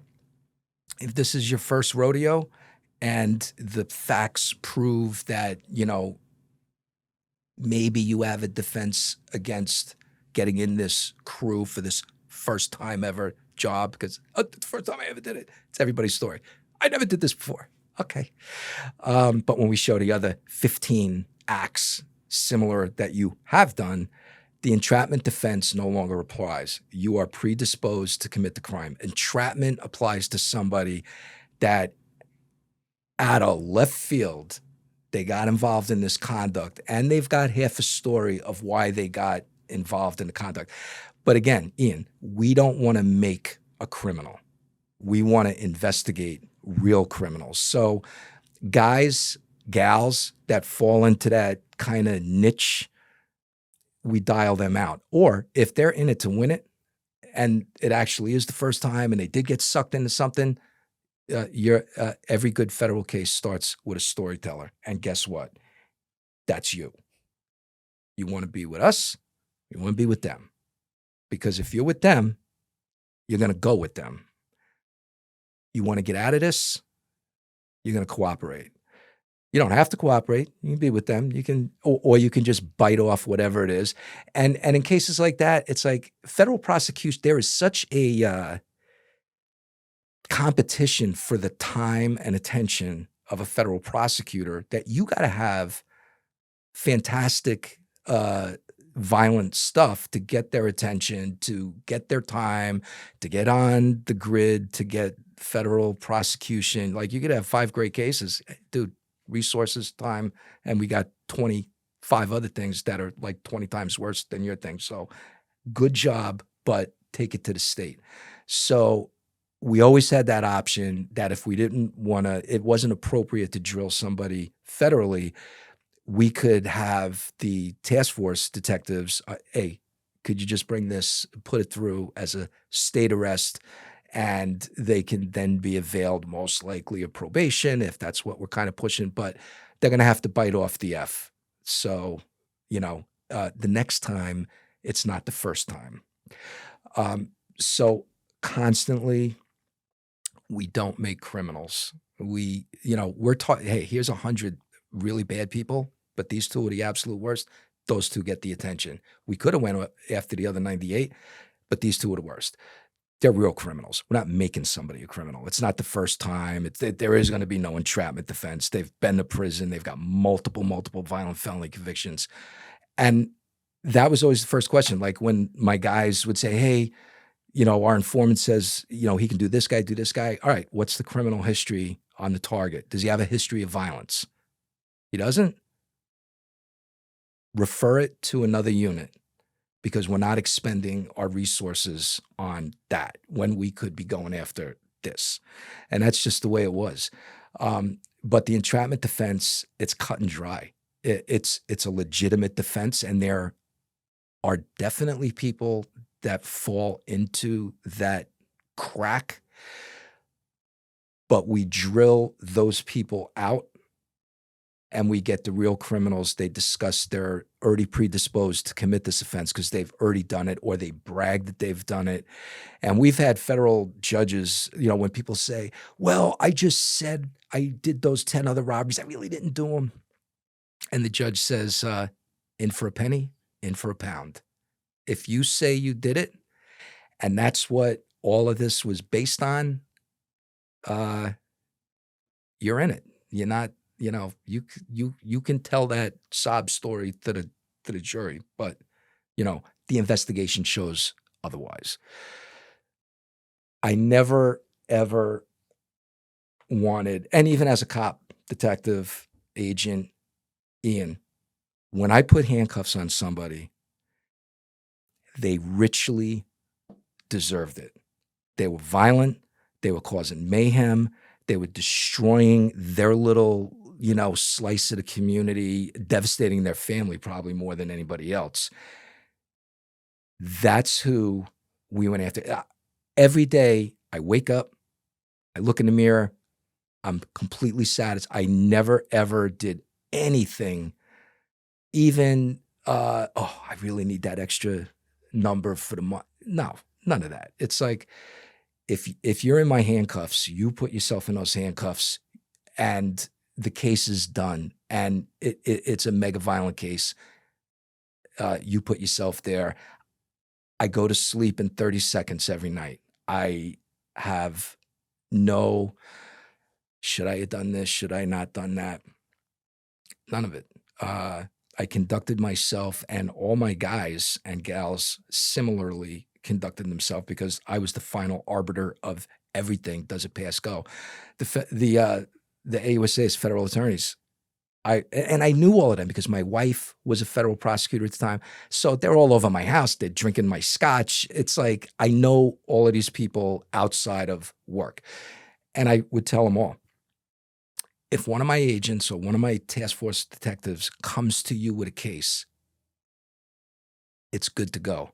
It has already passed my smell test because they're not coming to see you with a matter unless I've, the passport, it's good to go. This is a legit, worthy investigation. If so, don't think that they're just throwing something on the wall to see if you want to go with it. This has been vetted by me personally. And most of the time I would call ahead and said, hey, here it is. They're going to be coming down. It's good. Why say no when it feels so good to say yes? What's a case you'll never forget about from your time in the ATF? We could be here till tomorrow, and I know you're on a deadline. I will tell you in 30 seconds, as a uniformed cop over 40 years ago, the most terrifying case was a missing kid. You want to see parents that are frantic. And this mom was like her 10-year-old kid, however old he was, gone. Hours have passed. The mom, every, permutation of what could be happening to my kid because they had a fight and the kid's like, fuck you, took off. And this is in a rural area. It's bad. I found that kid. And when I brought that kid home to that mom, that was like, I remember it 4 decades later as being the one thing that I would never forget. But ATF wise, with the absolute mega violence, I'll tell you a story. One of the shootings I was in, right towards the end of my career, no less. One thing, so I was running the gun squad task force out in Kansas City. It was the biggest task force gun carriers of any ATF group nationwide. It was, and all these guys, like top tier. We had a mind meld of the way that we should be doing this job. And it was like, there was no disconnect, no friction, no anything. These guys were great. So I had my gun squad. The police department and every other federal agency, similarly, like the FBI task force was the career criminal squad. HSI had a task force. DEA had a task force. There was an interdiction group. there was an undercover squad of city detectives. We all were located in what we call the unit, a nondescript brick building that if you weren't in the unit, you didn't know about it and you didn't know where it was. The majority of the police department didn't even know where this place was. So one best practice is every morning started everybody with a morning meeting. And we would get a brief, typically over the phone from the homicide unit or the assault squad, of whatever crazy violent act had happened overnight. Where do we want to parachute a good CI into? What neighborhood do we want to concentrate in? What massive violent problem is percolating from the night before? I always sat in the back during these meetings because I'm working the phone and my cell phone, and it's almost like missile command. It's like there's 20 things always going on at the same time, but I'm listening to what's going on. And it was a quick 20, 30 minutes at the most. Snapshot view. This is what happened. One story gets thrown out there. It's and I perk up because I hear the word trooper. And yeah, this trooper got held at gunpoint yesterday. He was by himself. He's investigating a stolen car, stolen trailer, middle of nowhere. It's a meth house. And when he gets out of his car, he's in full uniform. He immediately gets confronted with a guy with what he describes sawed-off shotgun, pointed it right at me. And this trooper, his name was Nate, no slouch. Like, this dude could pick up a car and move it with his hands. Tough guy. And he's like, oh, well, he's got a gun. I got a gun too. Except behind the bad guy are other, meth heads like scurrying about. He's like, all right, background's a no-go. So he's trying to talk this guy, put the gun down, won't put the gun down, keeps pointing at him until he gets to his stolen pickup truck, which led the trooper there to begin with, then puts the gun to his head as he's driving away. And the guy's gone. Okay. I'm listening to I'm like, I never stop the flow, but I stand up and I'm like, hold on. Who is looking at this? Happened yesterday afternoon. This is like 8:30 in the morning. Who's looking at this? Who's on it? They go, well, it's the troopers and it was outside the city. So, nobody that I know of. And I'm like, stand by to stand by. I'm like, call up my neighbor, the troop commander. I'm like, hey, I just heard about this. I don't want to, jump over the fence into your pasture if you already got 30 guys on a manhunt. However, I will take my entire task force offline. We don't go home. This is all we do. We will track this guy down. He goes, oh my God, Eric, if you could do that, I would be so appreciative. Like, I got some uniform guys. We're doing some basic checks. We're trying to find a guy. We're coming up with nothing. The guy's like a mirage. Okay, game on. This is like, now it's 9 o'clock in the morning. I'm like, Scott was the troop commander. He's retiring at the end of the month. He's a major now. I said, Scott, this guy will be in my handcuffs or somebody's handcuffs before the clock strikes midnight. Oh, that's great. I call the trooper that was subject to this thing, and I tell him the same thing. He's like, oh my God, you got to be careful. This guy's a maniac. I remember the word maniac. Good. So now I get all my guys around because they've heard all of this. And they go, hey, just heard that little check you wrote. We're going to have this guy by midnight. Now, Ian, you'll appreciate this. I always made sure any task force I always had somebody under 30 years old. Why? They grew up with that Google schmoogle, social media. They grew up with it. They grew up with a phone in their hand. They grew up with an iPad at the 5-year-old that they go to a restaurant. It's their world. It's not my world, their world. Whenever ATF would issue me an iPhone, I would just throw the box at the youngest agent. I'm like, set it up, put it together, tell me what my password is, and show me how to use this thing. I was the guy, like, if I couldn't get Windows or Word to work, I was the guy that would almost want to throw the laptop through the window. I tell my kids, I was 33 years old before I got my first cell phone, 1996, 100 minutes a month, Nokia antenna. That's it. You know, you'll never know the struggle, but there it is. So all my guys are gathered around. They're like, and my youngest guy, he's like, how are we going to find him? We don't even know a name. And I'm like, easy. We're going to find his girl. We know her name, one of them. Find the girl, find him. It's like in common parlance, we sometimes you would say, we're not going to find the bad guy. We're going to find the vagina who's going to find the bad guy. And that's how it worked. So I'm like, here apparently is a Facebook picture from the girl that they dragged out of the house. And there's two guys in the picture. That guy right there, that's Mr. Sawed-Off Shotgun. The other guy, we have him fully identified. He's got an ankle monitor on, And I'm like, so, they had all percolated this stuff. My young guy, Tommy Wagner, he had been a D1 walk-on. He looked like he fell out of he's a shot caller at Pelican Bay. I mean, nicest guy in the world, but he had the look. He's my social media guy. I'm like, find that girl. I find everything about the girl, find everything about the guy, not our guy, because they're going to find our guy. Good.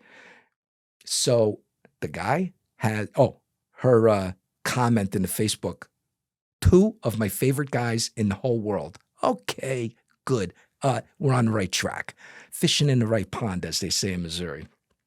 Yeah, I had to learn a whole parlance out there. So non-sawed-off guy has an ankle monitor on. Oh, we can find him. He's supposed to be home. So now it's like 6 o'clock at 7 o'clock at night. And we have to drive, like everything in Missouri is a 30-mile drive. Like you want to go to the food store, 10 miles. You want to, everything is like a drive. And it's a drive to find this guy. But we get in front of him. Ankle monitor guy is home. Who's he home with?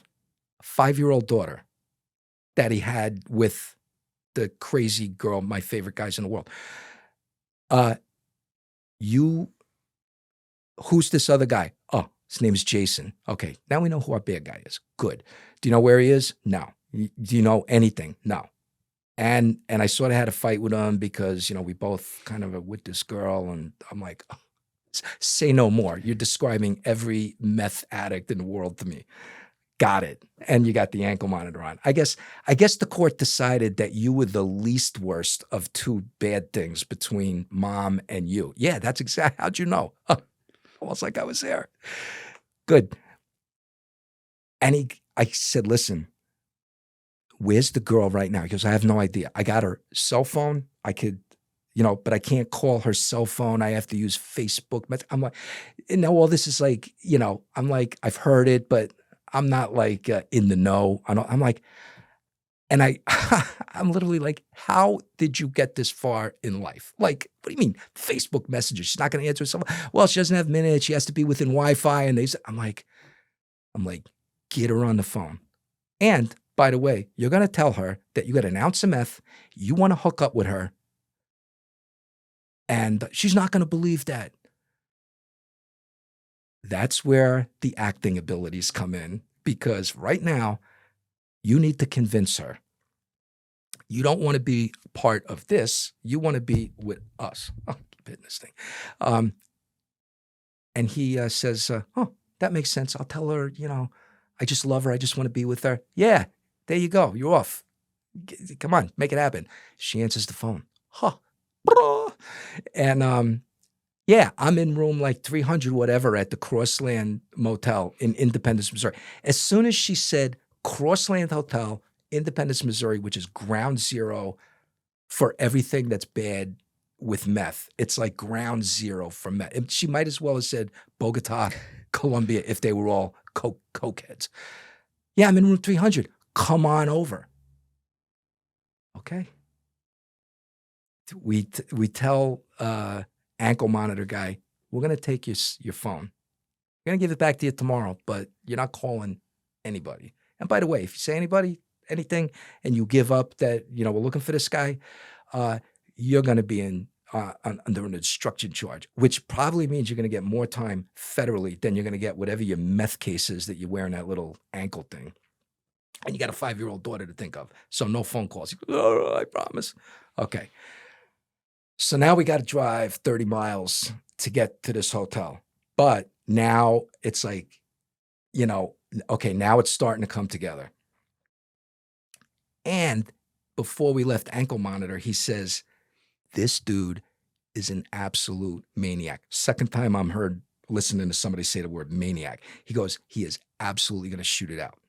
He's absolutely going to shoot it out with you. And he always drives stolen trucks. And he's a meth addict. And I'm glad I'm not going to be there. Okay. I said, okay, I have a fat team. I got like almost everybody in my task force group, like fat team. But I call Independence Police Department. Great police department. We work with them all the time. And I had an Independence detective on my task force, so home run. So it just so happens the sergeant on duty is a former task force officer with the FBI career criminal. He knows the deal. He knows how we operate it. So I'm not starting at square one. He goes, all right, meet me in he says this Quick Trip gas station parking lot. And he goes, should I get a guy or two? I'm like, can you get like 5 cars? He goes, ooh, yeah, I can do that. He goes, all right, I'm heading there. I'm going to have 5 cars, 5 guys. Good.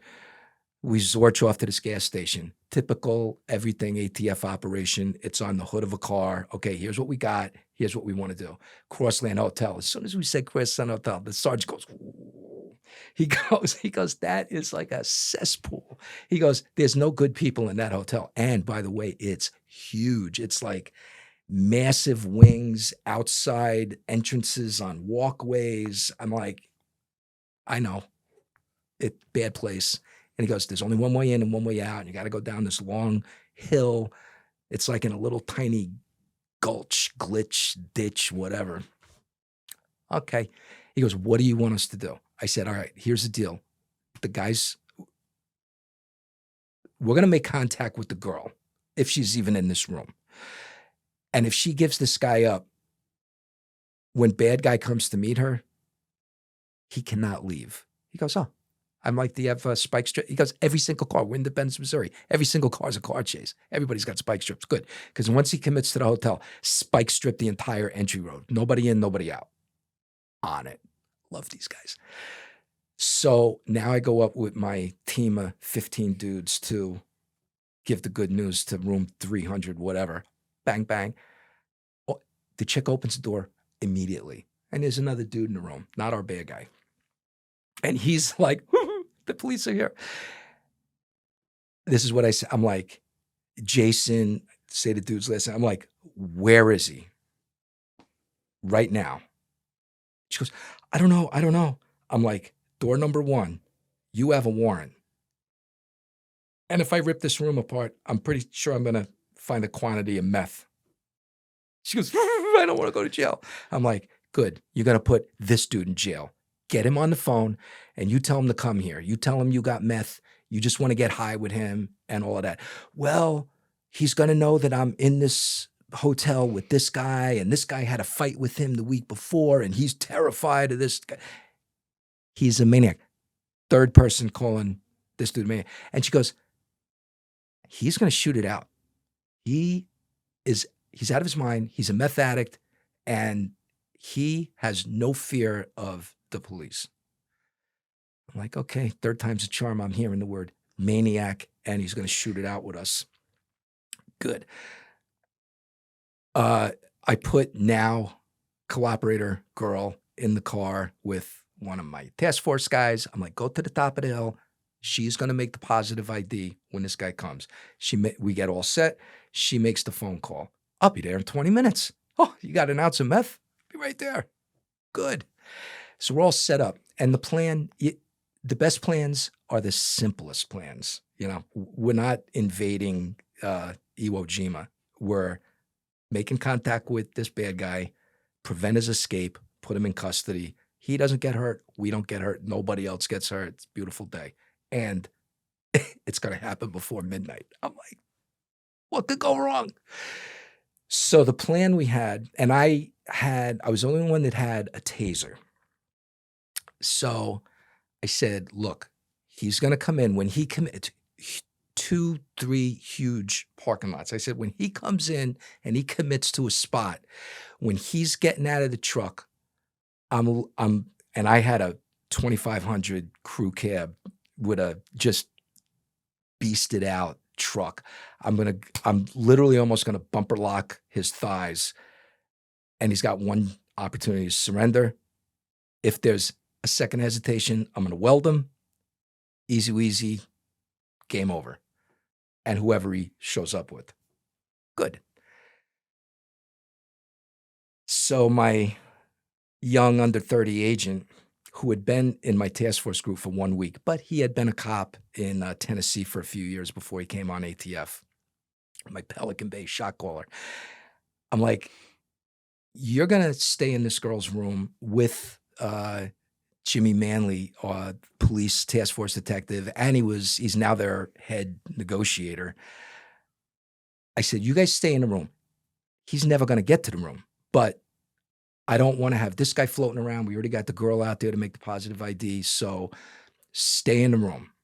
And take my ATF body bunker. You never know. Okay, good. It'll stop all shotgun rounds.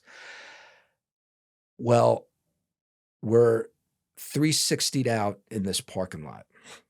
And the task force sergeant that I had out there that night was new to the task force himself. Not new to any kind of crazy work, but new to us. Good dude. Cliff. So we hear from the girl with my guy. Positive ID. He's in a white dually diesel, and it's stolen. Well, I'm not pinning that car in. My truck versus the diesel. So I said, okay. As soon as I said, all right, we got the positive ID, I can't get out on my radio. Can't get out on my portable. We're in this depression, and all of a sudden, we're not hitting the digital repeater. Comms are down, and the dude just rolled into the parking lot. I don't even have time to jump on a text. I lean back, and I'm like, I'm a tree root. Don't look at me. Just keep driving. This guy, 1 mile an hour, the entire parking lot. He's looking at everything. I'm like, you're not even looking at me. You don't see me. I'm nobody. I'm a tree root. Goes around to the back of the hotel. And now I'm waiting for somebody to say, all right, he's getting out of the car. But I don't hear anything. And I'm like, okay, hope against hope that the radios are back up. They're not. And I'm like, all right, I creep around. I go around. I'm like, where's this dude? If he's sitting in his truck, we're just going to pin it in and barricaded gunman, and we'll negotiate him. We'll wait him out till he runs out of air and water. Good. Well, by the time I get around, not in the truck, it's not in the parking lot, but I see he's just getting into the outer exterior open air stairwell to get up to the top floor. Okay, plan A's out the window, which it usually is. Now we're going to make our own luck. I park, and all my guys laughed at me when I did this, the New Yorker in me. I get out of the truck. Now, I didn't have my M4 because originally I was going to be the taser guy, so my M4 is locked up. I take my alarm, and I go, boop. I lock all the doors. All my guys are like, why would you do that? I'm like, look around where we are. I'm like, in New York, if you don't, you could have a Crown Vic. You don't lock the doors. You come out, all your stuff is gone. So they got a kick out of that. So now I'm the first time. So now I'm on the ground. Jason is now walking on the top deck, 3 levels above me. And he is now headed towards the room on the end where I've got Tommy and Jimmy and my bunker. And whimpering guy is now in the bathtub going, he's here, don't let him in. Stay in the bathtub, don't get out. Good. So all I had was my Glock 40 cal with the headlight, and I've got it shined on him, and I'm like, Jason, it's a wrap. It's over. You're under arrest. get down on the ground. And he's carrying a towel, brown towel, dark brown towel, that's rigid, like this long. And I'm like, I'm about 110% sure that the shotgun is under that towel. And he's got a huge backpack on one shoulder. And he just looked at me and starts running to the room. And he's pounding on the door. He's like, the police are outside, cops are outside, let me in, let me in, let me in. And I'm like, you know, I could just shoot this guy right now. Totally justified. Tommy is now behind Jimmy, who's got the bunker up. And Tommy goes, he's going to get in. And Jimmy just kind of smiles. He's like a jokester. He goes, yeah, he just might. Stay behind me, stay behind the bunker. Obviously, the door doesn't get opened, and he runs. Now, this open air craziness, now my guys are all out. Everybody's like flowing. There's this open air way. You get to the end of it, you either go left or right to whatever parking lot.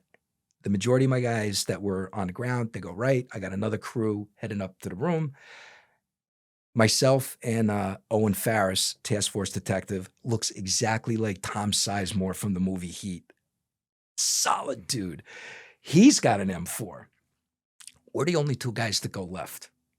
And now, we're doing our, he's a former SWAT guy, with, doing the parking lot thing, cars, everything. And we're by ourselves.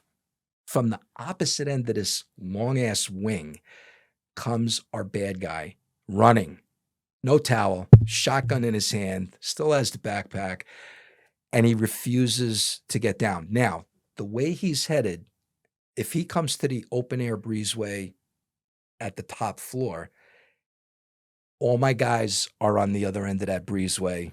That's where the room was. And this guy's got the shotgun. I mean, there's no cat in the bag now. It's like we're out in the open. This dude knows we're everywhere.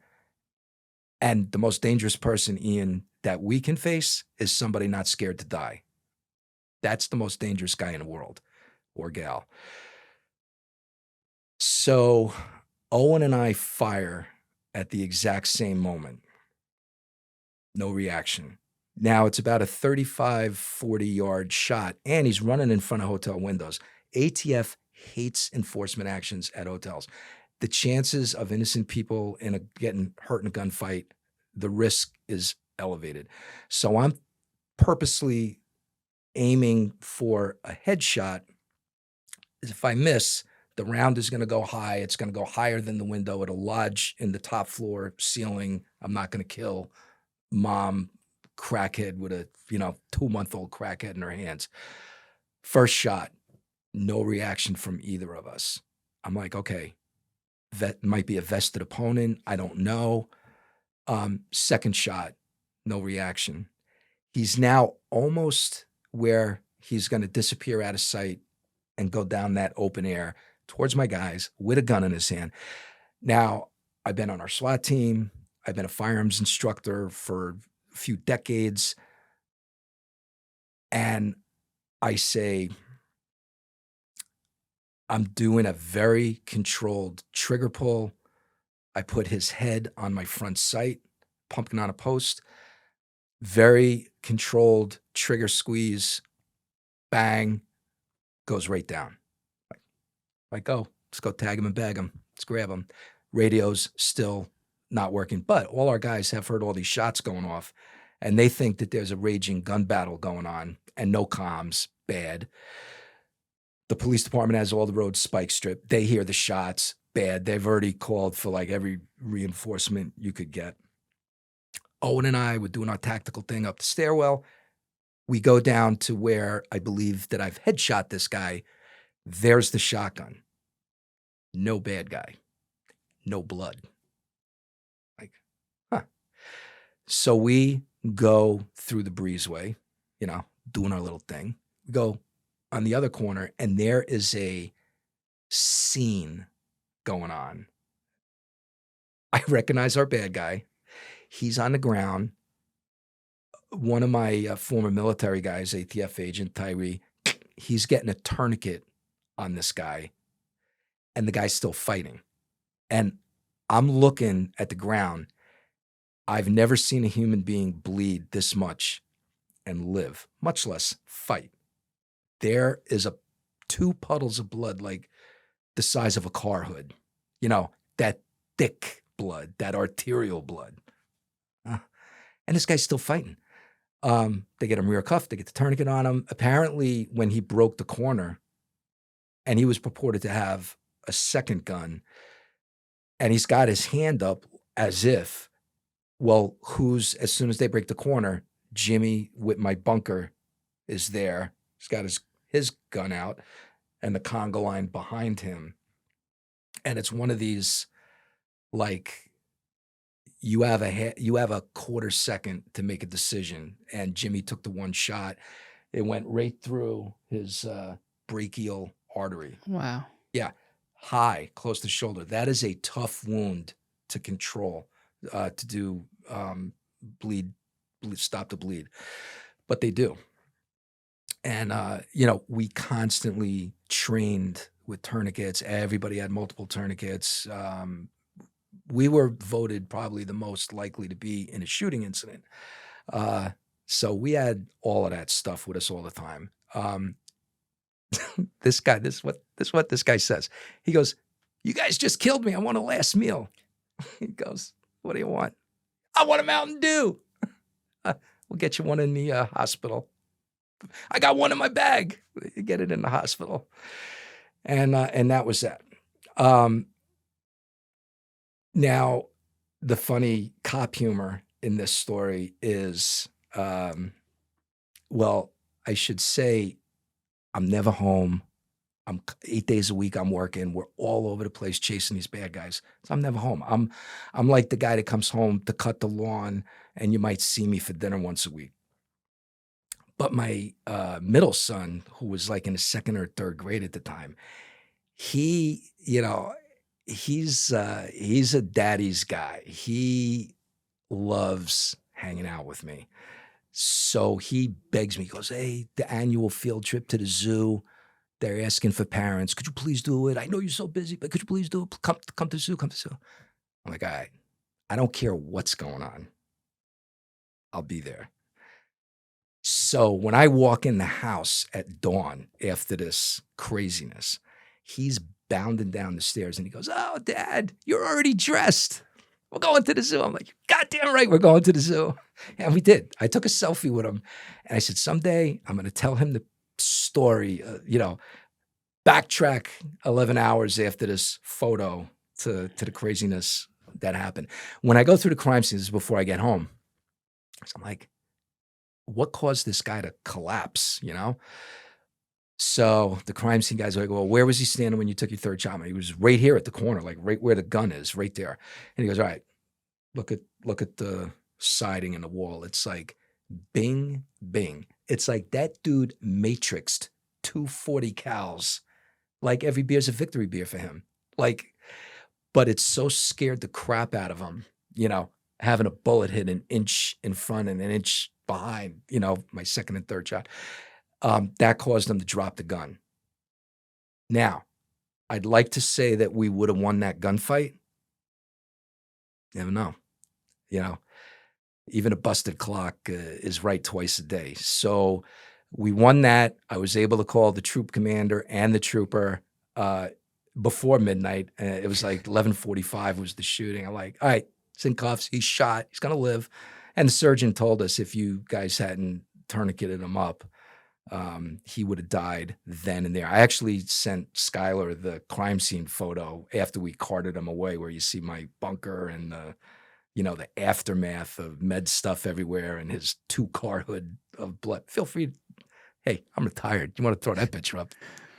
How many years were you on the job by the time you retired?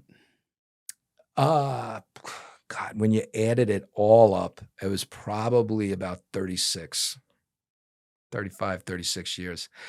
Like, so Owen Farris, my battle buddy now, he had been, the Boy Scouts had a little unknown program called the Explorer Program. So when I was in high school, I became a police cadet at a town police department not far from where I lived. And if you went through some rudimentary training, this is like the 70s, unarmed, but you're in uniform. You could go out on patrol as an observer with the uniform guys and just soak it in. Is this job for you?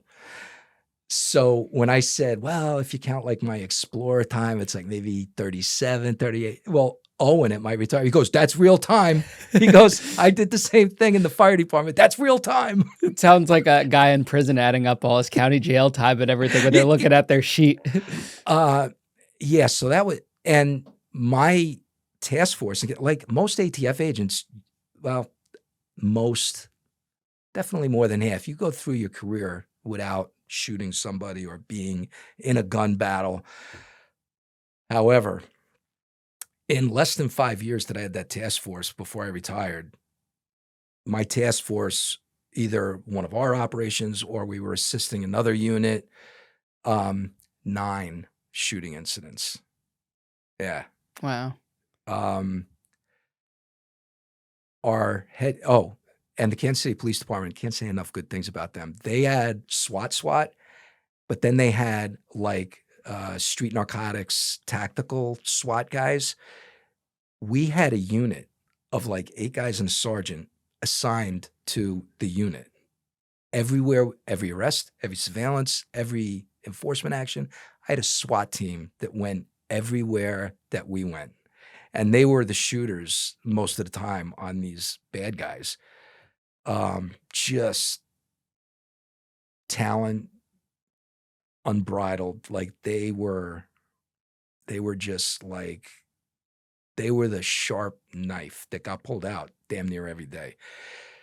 So, except for the hotel shooting, the one night unavailable, every craziness was going on. So when I'm standing up there at the hotel balcony, the guys getting in the ambulance, I'm on the radio, and there's one frequency that blasts out on like every radio. Now our radios are working again because I'm on a top floor.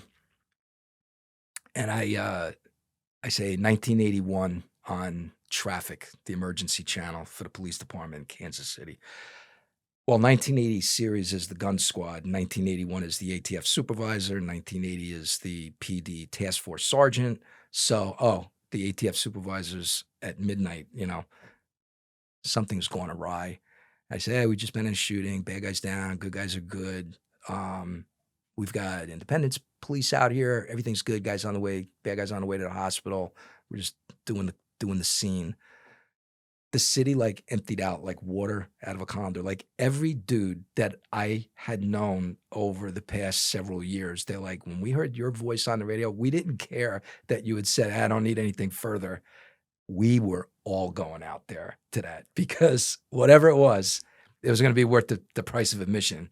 I'm like, hey, come on out. When you do this line of work for that long, what's the mental and physical toll you have, like even to this day? I mean, you look great, for your age, physically. It's the unseen trauma.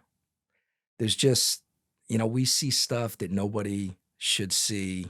We have to do things that the vast majority of society would not want to be a part of. But we do it with an intensity. And like when we show up, it's like every day is game 7. We're there because we want to be there. The physical tolls, just if you're doing the JOB and you're out there, you're just going to have owies and injuries. Like both my shoulder rotator cuffs are torn. The surgeon's like, I could probably repair the tears, but you have no cartilage left. So you can do all the push-ups, keep doing your push-ups, but no pull-ups, no yoga, none of that. You're going to dislocate both of those shoulders before you drop dead, and it's going to really hurt. You're going to know when you do it. And there's nothing I'm like the surgeon, telling you not to do anything. It's like the airline pilot telling you to go take the train. So I've got that. Awesome. Like if I ever got jammed in a behind the back arm bar, that would, like it would, there would be no doubt in either mind what just happened. That hurts. So the injuries are there. Also, I had worked 9/11, on the search for remains for months and months. Um, I'm sure there's a price to be. I mean, we've already had one ATF agent from New York die of cancer directly related to work that exact work. Many other, there's probably more cops and firemen that have died of cancer related to 9/11 than died on 9/11. Because on 9/11, you were either fine or you were dead. There was no in between. Um, so there's that. I mean, as far as the mental trauma, I mean, from another shooting back in the 90s when I was detective in DA's office, I had been attacked by two guys, and I wound up shooting one. The other one ran away. So I've got this to this day, these about in every 2 or 3 month nightmare, I'm in a inescapable situation. I don't have my gun with me, or my gun doesn't work, or I can't get to where I need to be. And there's only one way this is going to end, and it's not going to be good for me. And it's all related to that and other incidents, to the point, like, I literally almost sleep with my hands under the covers because I don't want to accidentally have one of these dreams and, like, lash out. And my wife's like, "What's wrong with you?" Um, the kids, they know, if you got to wake up dad, shake the foot. I'm like, do not come close arm's reach to me, because I don't want for a half a second to think I'm under attack. And, my daughter catches a left jab to the face. So when you try explaining that to people, they're like, "The hell is wrong with you?" I'm like, "Hey, I guess you had to be there." And I'll bring you back to the hotel shooting. There was the whole thing, "Dad, you're gonna go to the zoo." So the police department mandates you fire your gun. You got to go see the police psychiatrist, and mandatory. Good. So they asked me, they're like, "Eric, we know you're ATF, but we're mandated to go. Will you come with us?" "Yeah, of course." So I'm in the room, a few hours, female psychiatrist, she's doing a great job. Up, all the, I've been through this before, hitting all the buttons. At the end of it, she goes, "Okay, think everything is pretty squared away here, but I'm going to point at each one of you. I'm going to ask you, is there anything else we need to talk about? Do you want to come back one-on-one? Is there anything else we need to discuss here and now?" I'm going to go one by one. To me, to Owen, to the sergeant, to, I think there was another sergeant there. Jimmy, my negotiator, who actually fired the shot into the guy, um, he does one of these. She goes, "Jimmy," and he does that slow breath release, and he's looking at the ground like, "What?" And he goes, I got something. I got a problem." She goes, "Do you want to discuss it with us here? You want to come back?" He says, "No, I'll discuss it." He goes, "I can't get an erection anymore unless I smell gunpowder in the air." "I'm just kidding." She goes, "Yeah, I know you're just kidding, but you're coming back." We still joke about that to this day. It was like that perfect icebreaker on a bad situation. And I think the guy we shot bit off 6 or 7 years federally, 7 years, and instantly reoffended on supervised release. So he's back in prison, I guess, doing his full number, whatever that is. Yeah, and you know what? I wish the dude all the I so we listened to his recorded calls, and he's talking to his mother, and he's like, "Yeah, I just really wanted them just to kill me." I'm like, "Well, sure didn't act like that."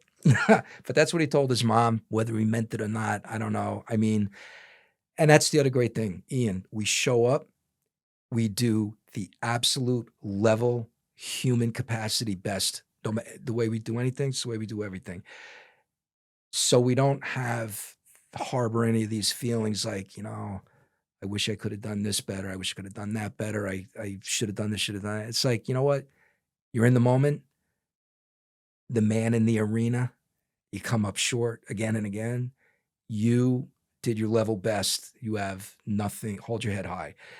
The first guy I shot in Brooklyn, he wound up living unbelievably. He had so much crack in his system, it kept him going.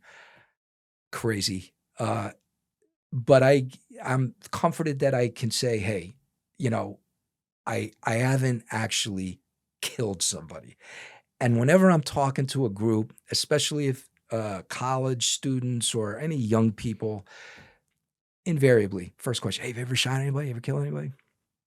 And I'm like, let me tell you about the 50 guys that I could have shot, but didn't. We resolved the situation with nobody getting hurt. Everybody went on to live another day.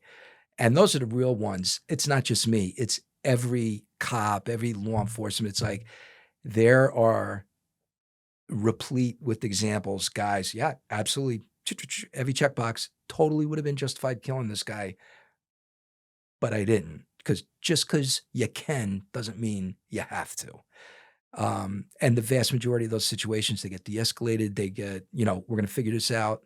And more proud of those instances where the mouth talked everybody down and everybody lived another day. Some of them didn't live too many more days, but we figured that out. In retirement, my daughter fancied herself Edward Van Halen, pink Strat, the whole getup. I'm taking her to guitar lessons at Guitar Center, strip mall. This is the crazy stuff that happens in retirement. I would go out to the sidewalk, do all my phone calls, emails, the business, the craziness. Well, at the end of the sidewalk is a Chuck E. Cheese. And it's daylight. And I've already seen the parents, little kids, they're going in for a, typical kids party at Chuck E. Cheese. And then I see a grown, 20-ish guy. He's on the sidewalk and he's like dancing, jumping up and down, looking in the windows. And I think the words I used to describe it was he was furiously masturbating himself, looking in the windows at Chuck E. Cheese at this birthday party of, like first graders. And I'm like, you know what? I'm a plumber now. I don't have quite the guardrails that I did have, and I'm armed. I don't mow the lawn without a gun. So now he looks up the sidewalk because it's just me. That's it, and him. And he starts his little dance towards me. And I'm like, I'm not looking for a problem, but if you visit one on me, this is what I've been missing for a long time. And you want to do this at a first grader's birthday party? You know what? I'm not saying what's going to happen, but he resisted. There was some resistance, and, I had to hold this guy for the real cops to show up. But I do the right thing.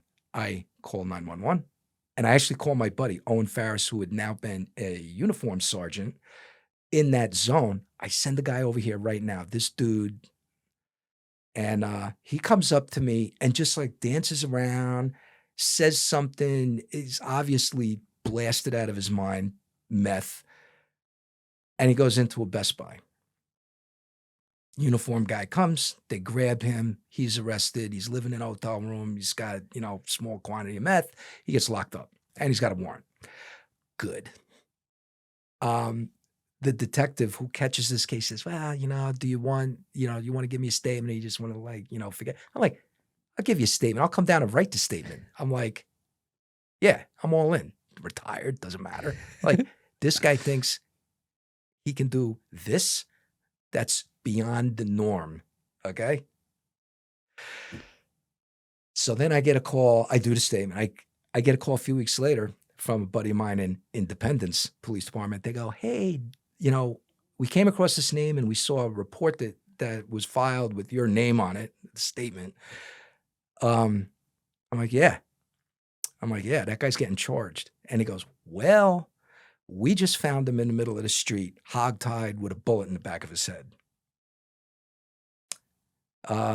Apparently, some others were more upset with him. And that's how his day ended. Holy cow. Yeah. Did they catch you guys? What's the first question out of my old task force? Hey, Did where you were do you? it? Yeah. I'm like, That's like where some was I? movie stuff right there. Ian, I like all my different task force, like the guys and gals would say, like, dude, you've got the black cloud. Like things just happen around you. Like things just happen. On 9/11s, we got additional ATF people up. I'm with some of my old SRT guys. We're driving on the FDR northbound, Lower Manhattan. It's like 4 lanes here, 4 lanes there. And we're talking about this like black cloud thing.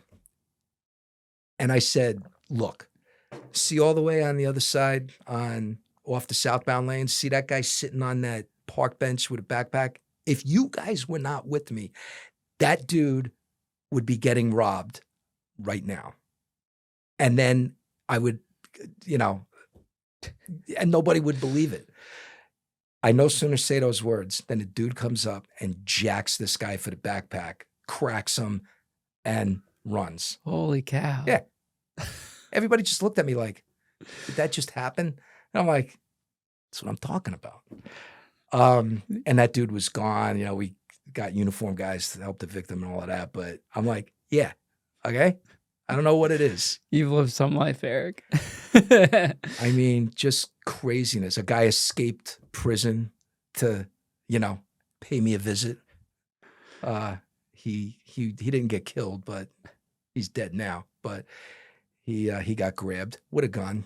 Well, we definitely have to have you back on for a part 2 with your insane life and the stories that come with it. I can't tell you how much I appreciate the opportunity, the value add to your adventure here with maybe some things that people haven't heard. Kind of that slant. I tell you, I love that guy Pike that you interviewed. Jeff Pike, he was great. That dude epitomized like everybody on my task force. His attitude, his go-getter. I'm like, if that guy wasn't in Virginia and he was in Brooklyn or Kansas City, I would have got him on my task force. I would have recruited him. And his dad was one of the deputy U.S. Marshals. I listened to the whole thing. Like to be one of 93 judicial districts, it's a political appointment, but it's not a bullshit political appointment. Like you had to have credentials to not only be nominated, but to be Senate confirmed and sit in that position. You're the leader of the entire marshal service for that judicial district. Like you got hard chargers under you. If you want to play cowboy, you better have the hat. Yeah. Well, Eric, I appreciate you coming out here today. I appreciate the awesome gift, and I appreciate your ability to tell a story. The audience is really going to love this episode. It's still a blast to recount. There were plenty of bad times, but the crazy stories and the stuff that people like wouldn't believe unless they were there.